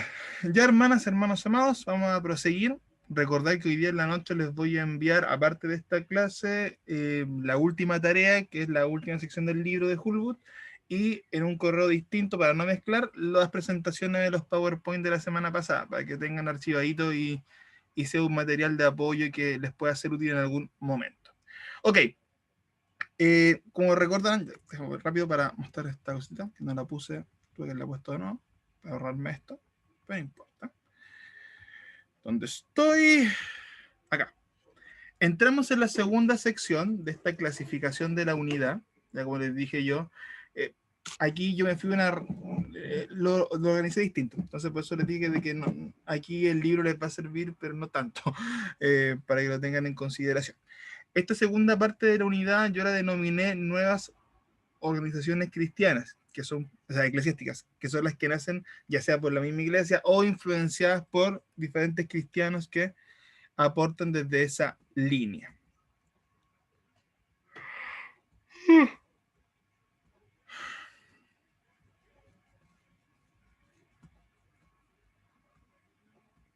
Ya, ok. Entonces, estamos en las nuevas organizaciones eclesiásticas. Gradualmente, aunque ya se estaba viendo, bueno, la Iglesia Católica lo hacía desde antes, pero la Iglesia cristiana no tenía tan marcado este elemento social como si lo hacían los católicos. La Iglesia cristiana estaba mucho más enfocada en el tema doctrinal, y es comprensible que estaban naciendo, por decirlo de una forma. La Iglesia protestante no tenía al mismo tiempo establecido la Iglesia católica, y no hace mucho tiempo había obtenido su libertad en Europa. Entonces también es un factor que llama la atención. Por lo cual, durante el siglo XVII y XVIII especialmente, la Iglesia adquiere este rol de espíritu de servicio social, ya que se sostiene en el tiempo, nuevamente, que por lo menos durante este periodo lo vemos muy, muy presente. Ahora, esto que lleva a la creación de organizaciones variadas, nuevamente, algunas que nacen de iglesia, otras que nacen simplemente con hermanos o creyentes, retomar el espíritu misionero, que como lo dijimos en un punto, tal vez fue la gran falencia que tuvo la iglesia reformada, porque están en otro plano, no tanto el tema de las misiones. Y también hay un punto interesante, tiene que ver con el impacto social de este avivamiento, que tuvo un impacto concreto desde el punto de vista del efecto en la sociedad. Ahora, para partir analizando, quiero que tomemos el movimiento misionero moderno. Las misiones siempre ha existido, ya siempre ha sido una institución, siempre ha sido una organización, siempre ha sido un deber de la iglesia hacer misiones. Pablo, de una otra forma, las hacía cuando iba a diferentes ciudades y establecía iglesias. O sea, no es un tema que debiese estar ajeno al cristianismo. Pero sí es cierto de que la iglesia protestante tuvo un inicio más bien flojito en esta parte, a nivel más bien formal. A principios de 1732, los hermanos moravos, que ya hemos reiterado bastante su nombre, empezaban a establecer misiones extranjeras. Aquí aparece la figura de Hans Eged, nunca estoy bien cómo se pronuncia eso, en Groenlandia, en la parte más norte estadounidense, mucho más inhóspita, y de inmediato la misma iglesia comenzó a trabajar con los indios estadounidenses, lo que hablábamos hace un rato, esta visión que nace después del segundo gran despertar estadounidense, parte con Hans en Groenlandia y posteriormente se va llevando hacia las tribus aborígenes o las tribus de indios. Aparte de lo que es el trabajo con los aborígenes estadounidenses, también hubieron dos focos principales, las Indias y Asia. El paraíso oriental que le llaman acá, pero es Asia. Ahora, ya que los hemos mencionado tanto, tengo que hacer una rápida pasadita por los moravos, muy rápida, porque hemos hablado mucho de ellos y son bien interesantes. La iglesia morava o la hermandad de los moravos es una de las iglesias preluteranas, o sea, antes de Lutero, más antiguas de Europa. Esta iglesia con esta visión reformada. La iglesia morava fue formada a base del movimiento jusita del reino checo, ya por el año 1400 y fracción, 1415 ponen acá, aunque la fecha no es tan exacta, pero ya por lo menos de 1400 había movimiento desde los checos. Actualmente deben tener unos 800.000 y fracción miembros, por lo menos en Estados Unidos y América. No encontré un poco la constancia en la parte europea, ya actualmente, pero por lo menos en América se hablan de unos 825.000, obviamente de origen protestante, ya. La iglesia lleva el nombre, perdón, de la región de Moravia, que es donde nace la República Checa. Ya hemos hablado un poco de su tema doctrinal, es una iglesia íntimamente espiritual, con un anhelo de parecerse a la iglesia primitiva, que eso lo conversamos en su momento cuando hablamos de Wesley, y inicia formalmente a fines del siglo XIV con uno de los personajes más reconocidos que tuvo, que fue Juan Hus, que también lo habíamos mencionado anteriormente, quien buscó alejarse de la corrupción de la iglesia y volver a la raíz del cristianismo, que es un poco todo el preámbulo que hubo pre-reforma. ¿Ya? Tenía que hacer quizá una mención muy breve porque han aparecido como muchas influencias, y es muy interesante cómo este movimiento, que parece pequeñito, influenció a grandes personas. Hus, Wesley, movimientos misioneros también, bases del pietismo. O sea, estuvo muy presente en personitas muy importantes por este factor, que es intentar volver a ser como la iglesia primitiva. este anhelo que después se hizo mucho más evidente en la Reforma del punto de vista de la libertad religiosa, pero que de vez en cuando aparece como un llamado, volver a los orígenes. Ya, una mención muy breve porque ya he hablado mucho de ello y hay que mencionarlo en algún momento. Bueno, volviendo a las misiones, que este era un pequeño paréntesis que me quería dar el gustito. Bajo esta realidad, donde los morados partieron generando misiones hacia afuera, aparece una figura que es bien interesante, que es la figura de William Carey, o Guillermo Carey, también como se le conoce en su nombre anglosajón. Para muchos, él es considerado uno de los fundadores de las misiones modernas, ya desde el punto de vista de la perspectiva de las misiones. Él es bautista. William Carey, básicamente, fue uno de los que llevó a la práctica lo que hoy conocemos como el modelo de las misiones transculturales. Principalmente su base de trabajo fue en la India, donde hizo muchos avances de una forma distinta a las que estaba trabajando hasta ese punto. Y aparte de ello, fue uno de los precursores a directamente ir a evangelizar a países paganos. Porque una cosa era evangelizar en países más bien de una cultura mucho más, no sé, moderna, de una cultura mucho más anglosajona, una cultura mucho más accesible. Pero de forma más masiva fue el enfoque de Carey el que llevó a meterse de lleno en los países paganos. Ojo, no es que antes no se hiciera, pero siempre de esfuerzos más bien infructuosos.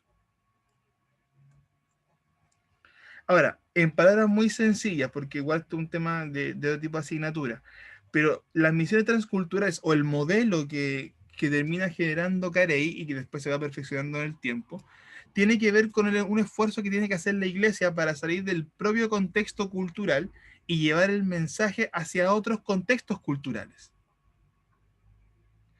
Es un poco volviendo a lo que hablaba del modelo español de la conquista. Metemos toda la fuerza, todo a golpe, toda esclavitud y que pase lo que tenga que pasar. Acá no. El modelo que plantea Carey posteriormente, entre otros, tiene que ver con transformar el contexto. Obliga a la iglesia a llevar una o hacer una lectura de su propia cultura y a su vez esa lectura contrastarla con las lecturas de otros lugares. Eso obliga a llevar el mensaje de Dios sin que el contexto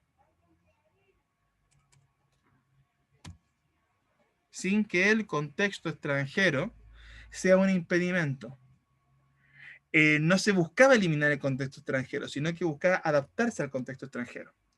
Esto llevaba a permitir que el mensaje echase raíces profundos, o raíces profundas, mejor dicho, en este nuevo contexto cultural, sin eliminarlo. Esto además quiere decir que el Evangelio no debería pretender como tarea primaria cambiar las culturas, ojo, como tarea primaria, cambiar las culturas, sino exponer a las personas en medio de sus propios contextos culturales la verdad de Dios. ¿Esto a qué llevó? En palabras sencillas, a que el esfuerzo de los misioneros no fuera llevar la palabra de golpe y sopetón, sino que fuese entender la cultura en la cual estaban y eso llevase a una predicación mucho más efectiva. Traducción de Biblias a los idiomas originales, más que el aborígena aprendiese el idioma original de la Biblia o el idioma original del misionero. Llevó, que por ejemplo el caso de Carey no tengo el número exacto, le estaría mintiendo, pero Carey traduce una buena cantidad de Biblias a diferentes dialectos en su vida. Hace diccionarios, hace libros de cultura. O sea, él va dejando material para que futuros misioneros puedan llevar la palabra y que también las mismas, digámosle, gente de la India tuviese un material para tener la escritura a su alcance. Y a pesar de que esto parezca algo sencillo, no lo es, porque implica traducir la Biblia entendiendo el contexto donde está. Un ejemplo muy sencillo. Hay algunos sectores orientales donde en esta época no había pan. No se comía pan. Porque no es un alimento el pan. Y les pongo como ejemplo, hermanos amados, para que lo respondamos.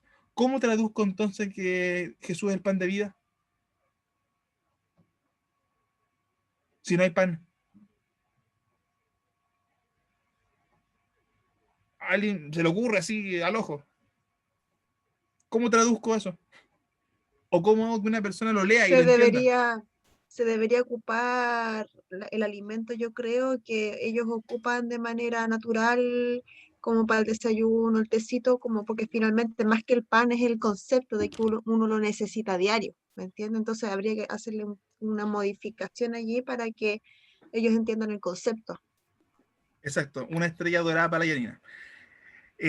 Lo que hace la Yani es tomar los primeros puntos que les estoy explicando. Salir del propio contexto y llevar el mensaje hacia otro contexto. Es entender que no era importante que fuera pan. Lo importante era entender lo que implica. ¿Qué pusieron en el chat? Ya tengo que leerlo, que veo que están riéndose. ¿Qué?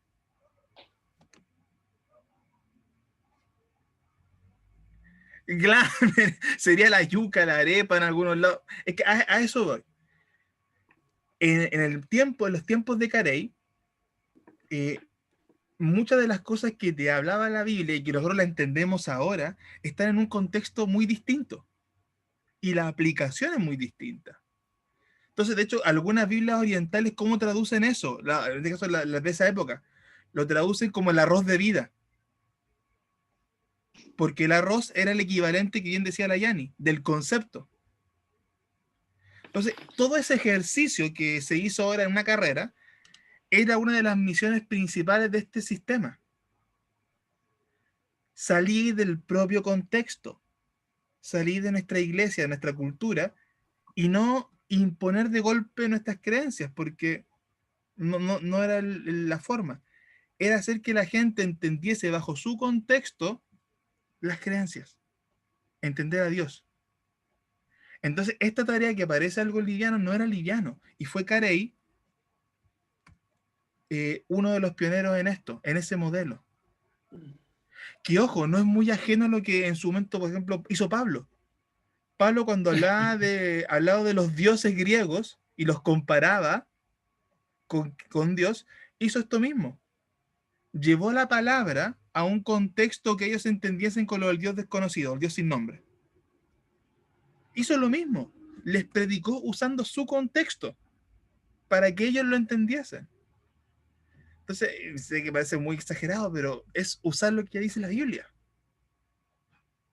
Cristo, las fábulas, o sea, las parábolas, tenían mucho que ver con eso. Era llevar verdades súper profundas, porque las parábolas ocultaban verdades cuáticas a un contexto súper sencillo de entender. En Chiloé aplica la papa. Uy. Podríamos hacer con el pastor Alberto una santa cena, pero con pizza y Coca-Cola. Y partiremos la pizza. Marisol dice, yo conocí un predicador mediante un libro que decía a esas culturas Jesús es la papa de la vida. Claro, por lo mismo, es lo que decía la Yani, entender el principio de que esa palabra iba no por el alimento en sí, iba por el significado, el alimento básico, lo que siempre comías. Y eso se aplicaba a las traducciones de la Biblia a esas culturas. Entonces, ese principio fue, por decirlo así, el gran cambio en el modelo de las misiones Pero Patito, modernas. ¿Sí? ¿sabes qué? Que yo siento que como la Biblia fue escrita en muchos, 2 milenios antes de nosotros, hay cosas históricas que nosotros no entendemos todavía y que debemos meternos, ¿cachai? Como desde el contexto histórico, por ejemplo, el tema de, es más fácil que entre como un Un rico al camello cielo. Sí, un camello, sí. o un camello en una aguja que un rico en el cielo. Entonces, uno igual, el trabajo que hace cuando uno quiere estudiar la escritura es entender lo que porque hoy en nuestra actualidad las agujas no existen, po. Las agujas Ellos usaban. que ellos usaban, o al menos aquí en Latinoamérica. Entonces, uno busca el tema, pero si uno está enseñando, uno tiene que también hacer lo mismo que uno hace. Pues, no sé si me estoy Sí, enredando. no, vas bien, vas bien.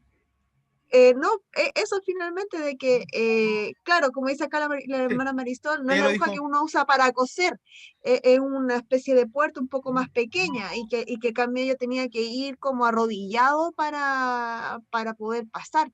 Entonces, uno tiene que hacer como el análisis del contexto y cuando uno lo enseña a niños o cosas así, uno entra a ocupar dibujos, a ocupar láminas u otras cosas como para hacer una comparación a los tiempos actuales o una contextualización, valga la redundancia, de la actualidad. Pero solamente de que ellos lo hacían con la cultura de otros en vez de la cultura propia. No sé si me doy a Sí, entender. no, no, mira, y qué bueno que la Jenny aplica eso, porque eso nos ayuda, hermanos, a entender o a ver la Biblia desde una perspectiva distinta. Cuando predicamos a gente que no conoce la escritura, cuando predicamos a gente de otros países, en el caso, bueno, los que hacen misiones, ir a culturas mucho más extremas.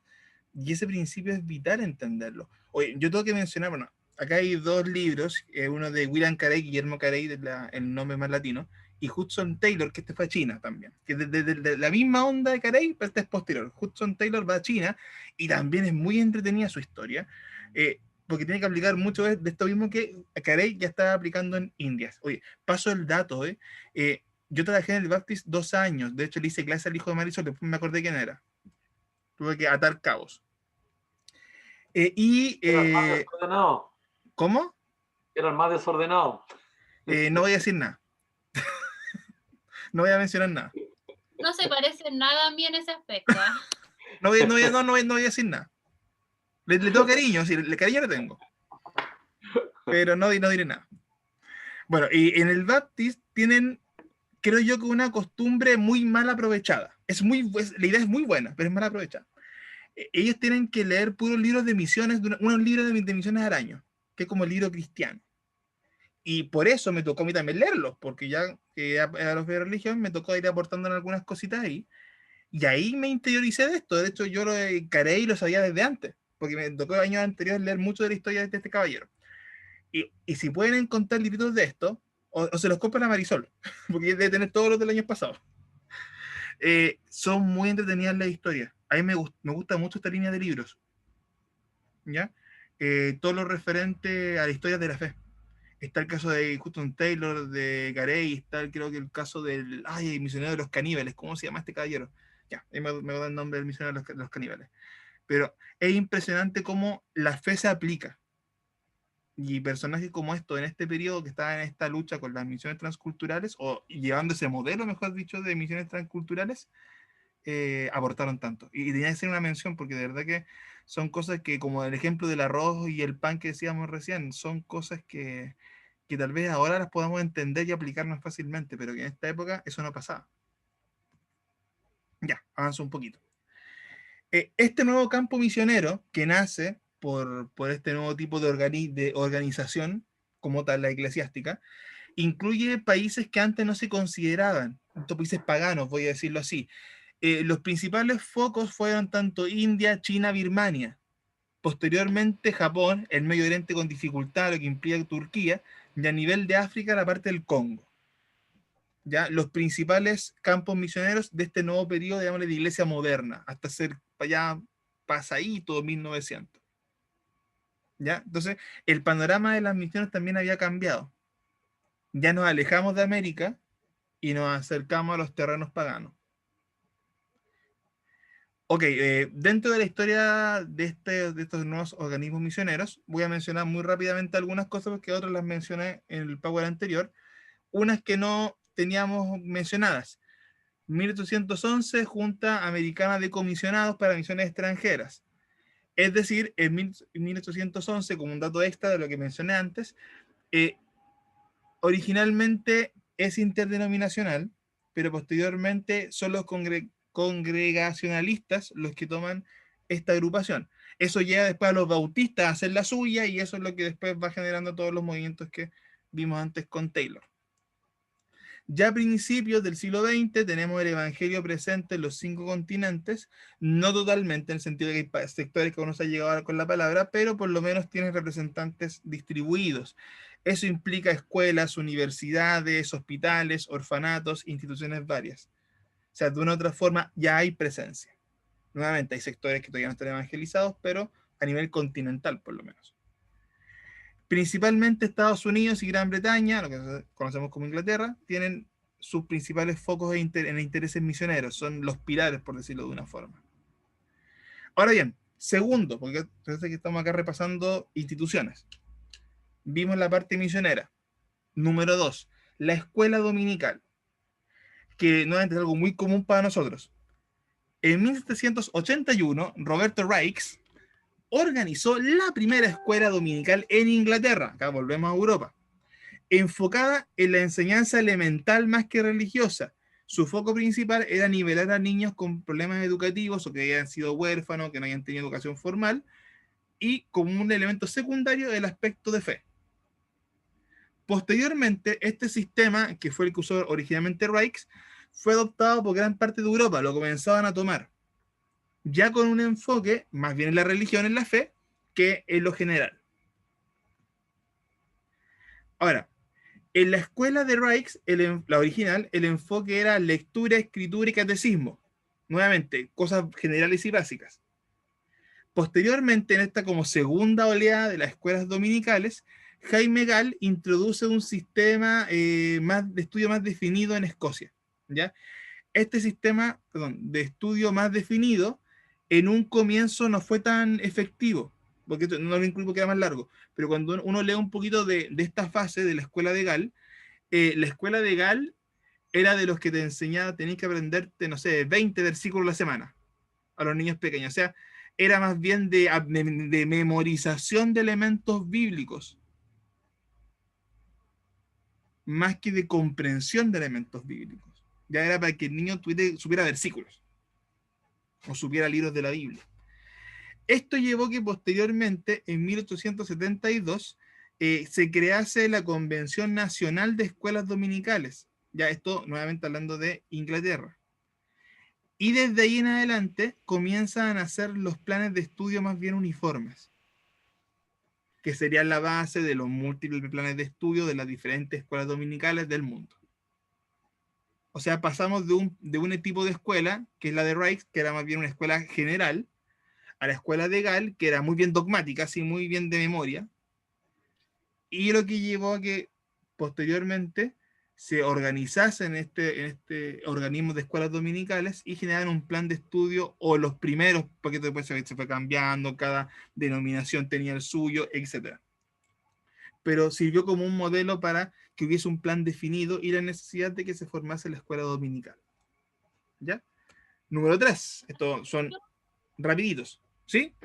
¿Ese plan de estudio era así como una escuela realmente?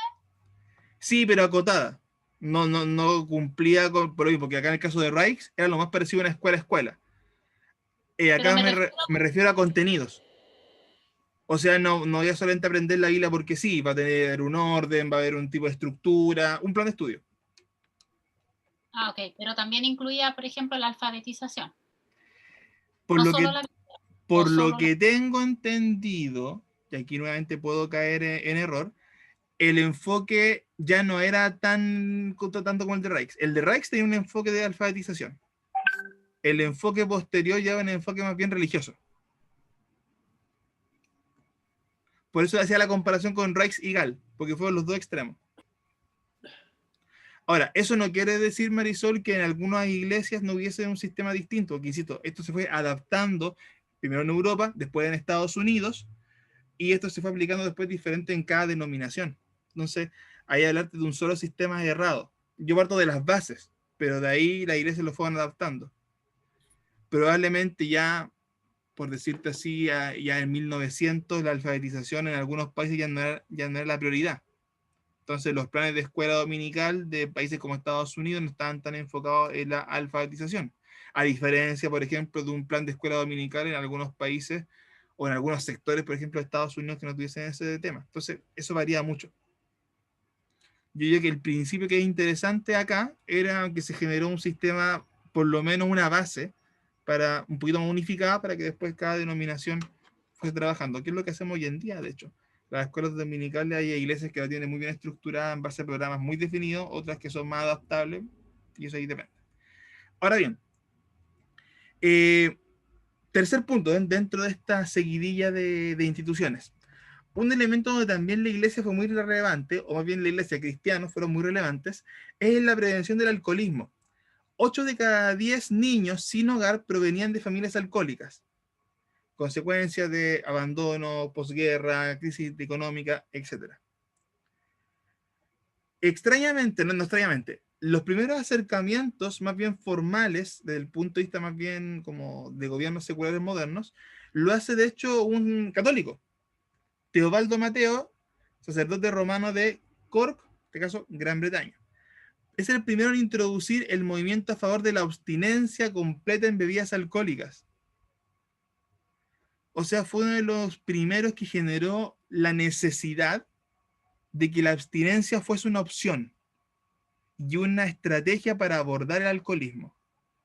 Nuevamente, estamos hablando de 1800. Se está recién hablando de la abstinencia como una opción. Esto nos lleva a algunos eventos claves como el de 1829, donde se crea la primera sociedad de temperancia, también enfocada a tratar con el alcoholismo, en Escocia. Alemania, Escandinavia, Noruega y Suecia siguieron un ejemplo similar. Y Suiza, en este caso también influenciado por gobernantes cristianos, pero por la influencia de la iglesia, fue el primer país en promulgar leyes restrictivas para el consumo de alcohol. O sea, comenzar a poner límites.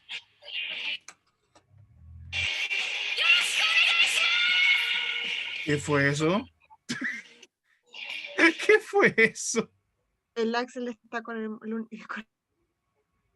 Axel, ¿estás una viendo cuestión anime? arriba, así. ¿Qué clase de Axel eres? ¿Qué cosa tan rara Activó. fue eso? Ya. Ya. Bueno, después entonces me explique eso después. Ya, como les digo entonces, también el elemento de la prevención del alcoholismo también fue súper relevante e importante. Son las 8:10. Espérense un segundo. Ya, terminamos con este. Nos van a quedar unos cuantos pendientes, pero para que terminemos una hora prudente. Punto número 4. Obras de filantropía. Filantropía que tiene que ver con esta idea de con los recursos, ir a ayudar a hacer obras por el bien común. Ya sea con recursos económicos, con gente adinerada, empresarios, etc. Luego de este primer remesón posterior a la Guerra de los 30 años, muchas iglesias en Europa, ya volviendo al foco europeo, vieron la necesidad, o más bien renovaron su energía en la importancia de las obras sociales. Siguiendo un poco la tendencia que estaba en Estados Unidos, Inglaterra hace las leyes de abolición de la esclavitud en 1807, también aportando desde ese punto a la igualdad ante la ley. De los muchos ejemplos que podemos mencionar, me quedo con la figura de Florence Nightingale, quien es una enfermera y fue la primera que se dedicó al cuidado de los heridos en el campo de batalla. Cosa que después la vamos a ver reflejada un tiempo después con lo que sería la Cruz Roja. Pero en su época, Florence Nightingale fue de las primeras que hizo sus aportes. Ahora, uno podrá decir, pero también es algo súper común de ver. No. Al no haber leyes que rigieran las condiciones de batalla o de guerra, tener hospitales de campaña o zonas neutrales donde se tratasen a los heridos de ambos bandos no era común. De hecho, posteriormente, lo veremos cuando veamos la Cruz Roja, uno de los argumentos por los cuales no querían aceptar la creación de ese movimiento era con la idea de ¿para qué? Si en la guerra no hay leyes, no hay normas, la guerra es la guerra. Entonces, cosas que después se convirtieron en leyes universales en el sentido de ciertos patrones que deben respetarse en la guerra, como leyes humanitarias que rigen para todos, o que deberían regir para todos. También, Florence Nightingale, también cristiana, quien tuvo su aporte en el sentido de los campos de batalla.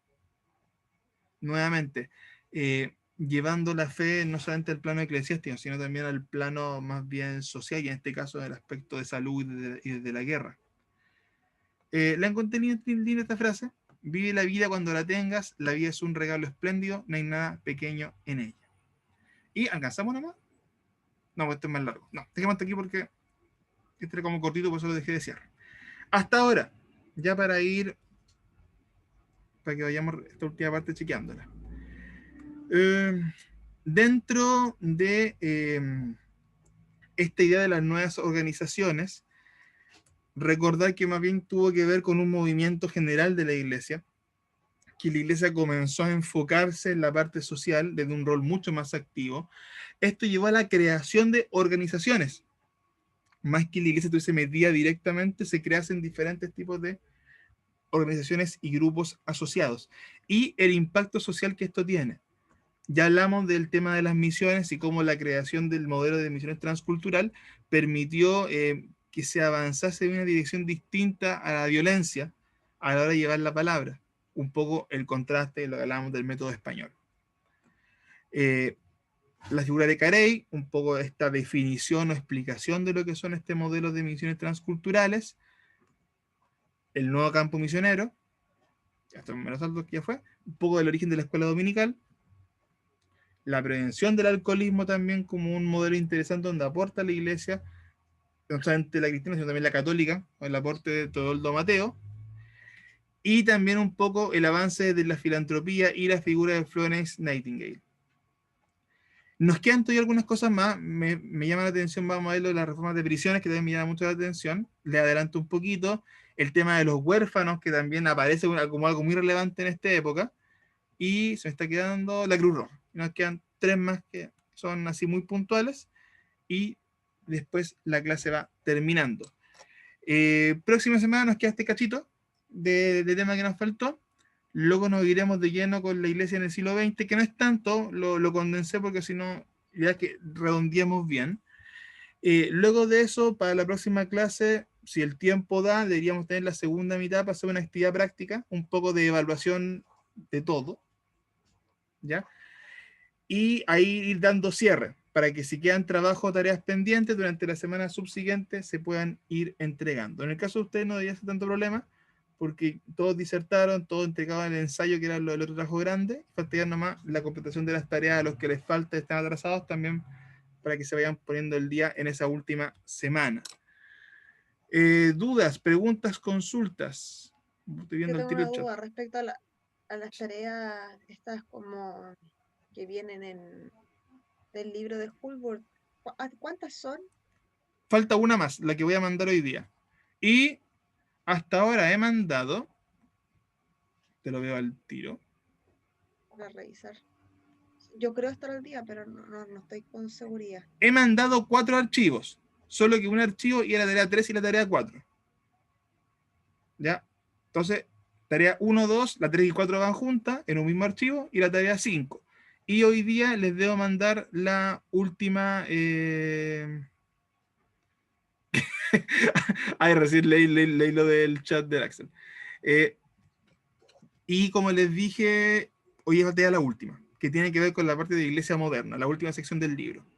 Entonces, sus promedios finales constarían de los 2 trabajos grandes, los que ya están rendidos, y lo que es la participación, que le voy chequeando clase by clase por los tiqueos que hago, y las tareas del libro. Entonces, pues dije, próxima semana deberíamos terminar, en teoría, lo que es materia. Cerraremos con algún trabajo, como les dije, grupal. Vamos a ver, aquí tengo una idea de cómo lo podemos trabajar. Y nos quedaría la semana subsiguiente para ponerse al día. Los que les falta algún tipo de ejercicio de tarea, también para que lo manden. Y durante la semana subsiguiente debería estar mandándole los resultados de todas las tareas. Y si me manda el pastor la nómina, o sea, el formulario para los promedios, que siempre lo manda IBN, le mandaría los promedios. Eso. Lo siento por el colapso. ¿Cómo? No, disculpa mi mente distraída. Entonces, le mandaste 5 tareas y esta sería la sexta y última. Exacto. Ah, perfecto. Listo. Para que queden todos tranquilos. Ya. Eso, hermanos amados. Entonces, ánimo. Durante la noche les voy a mandar tanto tarea, la clase y los PowerPoint pendientes de la disertación. Entonces les van a llegar 2 correitos míos. Uno con tarea y clase y uno con PowerPoints variados. Ya. Eso, mis estimados y estimadas. Así que tengan una buena jornada. Ánimo, están todos cerrando con diferentes tareas y cositas. Así que para que le pongan bueno. Mi hermano Hernán, por favor, si nos puede guiar usted. Bien. Padre, en el nombre de Jesús te damos gracias por tu presencia en medio de esta clase. Señor, gracias por los contenidos que hemos adquirido y como lo decía el hermano Hugo al principio, Señor, que no solamente queden, Señor, en lo intelectual, sino también en lo práctico, en los ejemplos que podemos ver de tus hijos durante el periodo del desarrollo de la iglesia, lo que estamos viviendo y lo que viene. También podamos ser cristianos influyentes, Señor, pero en nuestro entorno y también hacia afuera. Señor, que podamos tener una noche reponedora. Señor, y es verdad, estamos terminando el año, necesitamos de tus fuerzas, de tu ánimo, Señor, para continuar y seguir adelante, para terminar con excelencia estos ramos, Señor. Padre, que podamos descansar en tus brazos esta noche y podamos levantarnos renovados, Señor. Gracias te damos en el nombre de Jesús. Amén. Amén. Ya estimados, estimadas, Amén. Buenas descansen, noches. aprovechen. Ya algunos los veo mañana, otros los veo el lunes. Bendiciones. Hoy día les tengo que mandar lo último que es la tarea 6 para que se pongan todo al día lo que faltan. Y eso, po. Cuídense ya. Bendición, descansen, duerman. Bye bye, dice Axel, también se nos despide Marisol, aparte. Cuídense todos. Buenas Ánimo, noches. compañeros, Sí, ánimo. ánimo, ya les queda poquito. Cuídense. Abrazo. Chao, Piensen chao. que ya pronto, en diciembre se acaba y nos vamos de vacaciones merecidas. Que así sea. Ya, estimados, estimadas, cuídense mucho, que les vaya bien. Bendición. Chao. Bendiciones. Chao.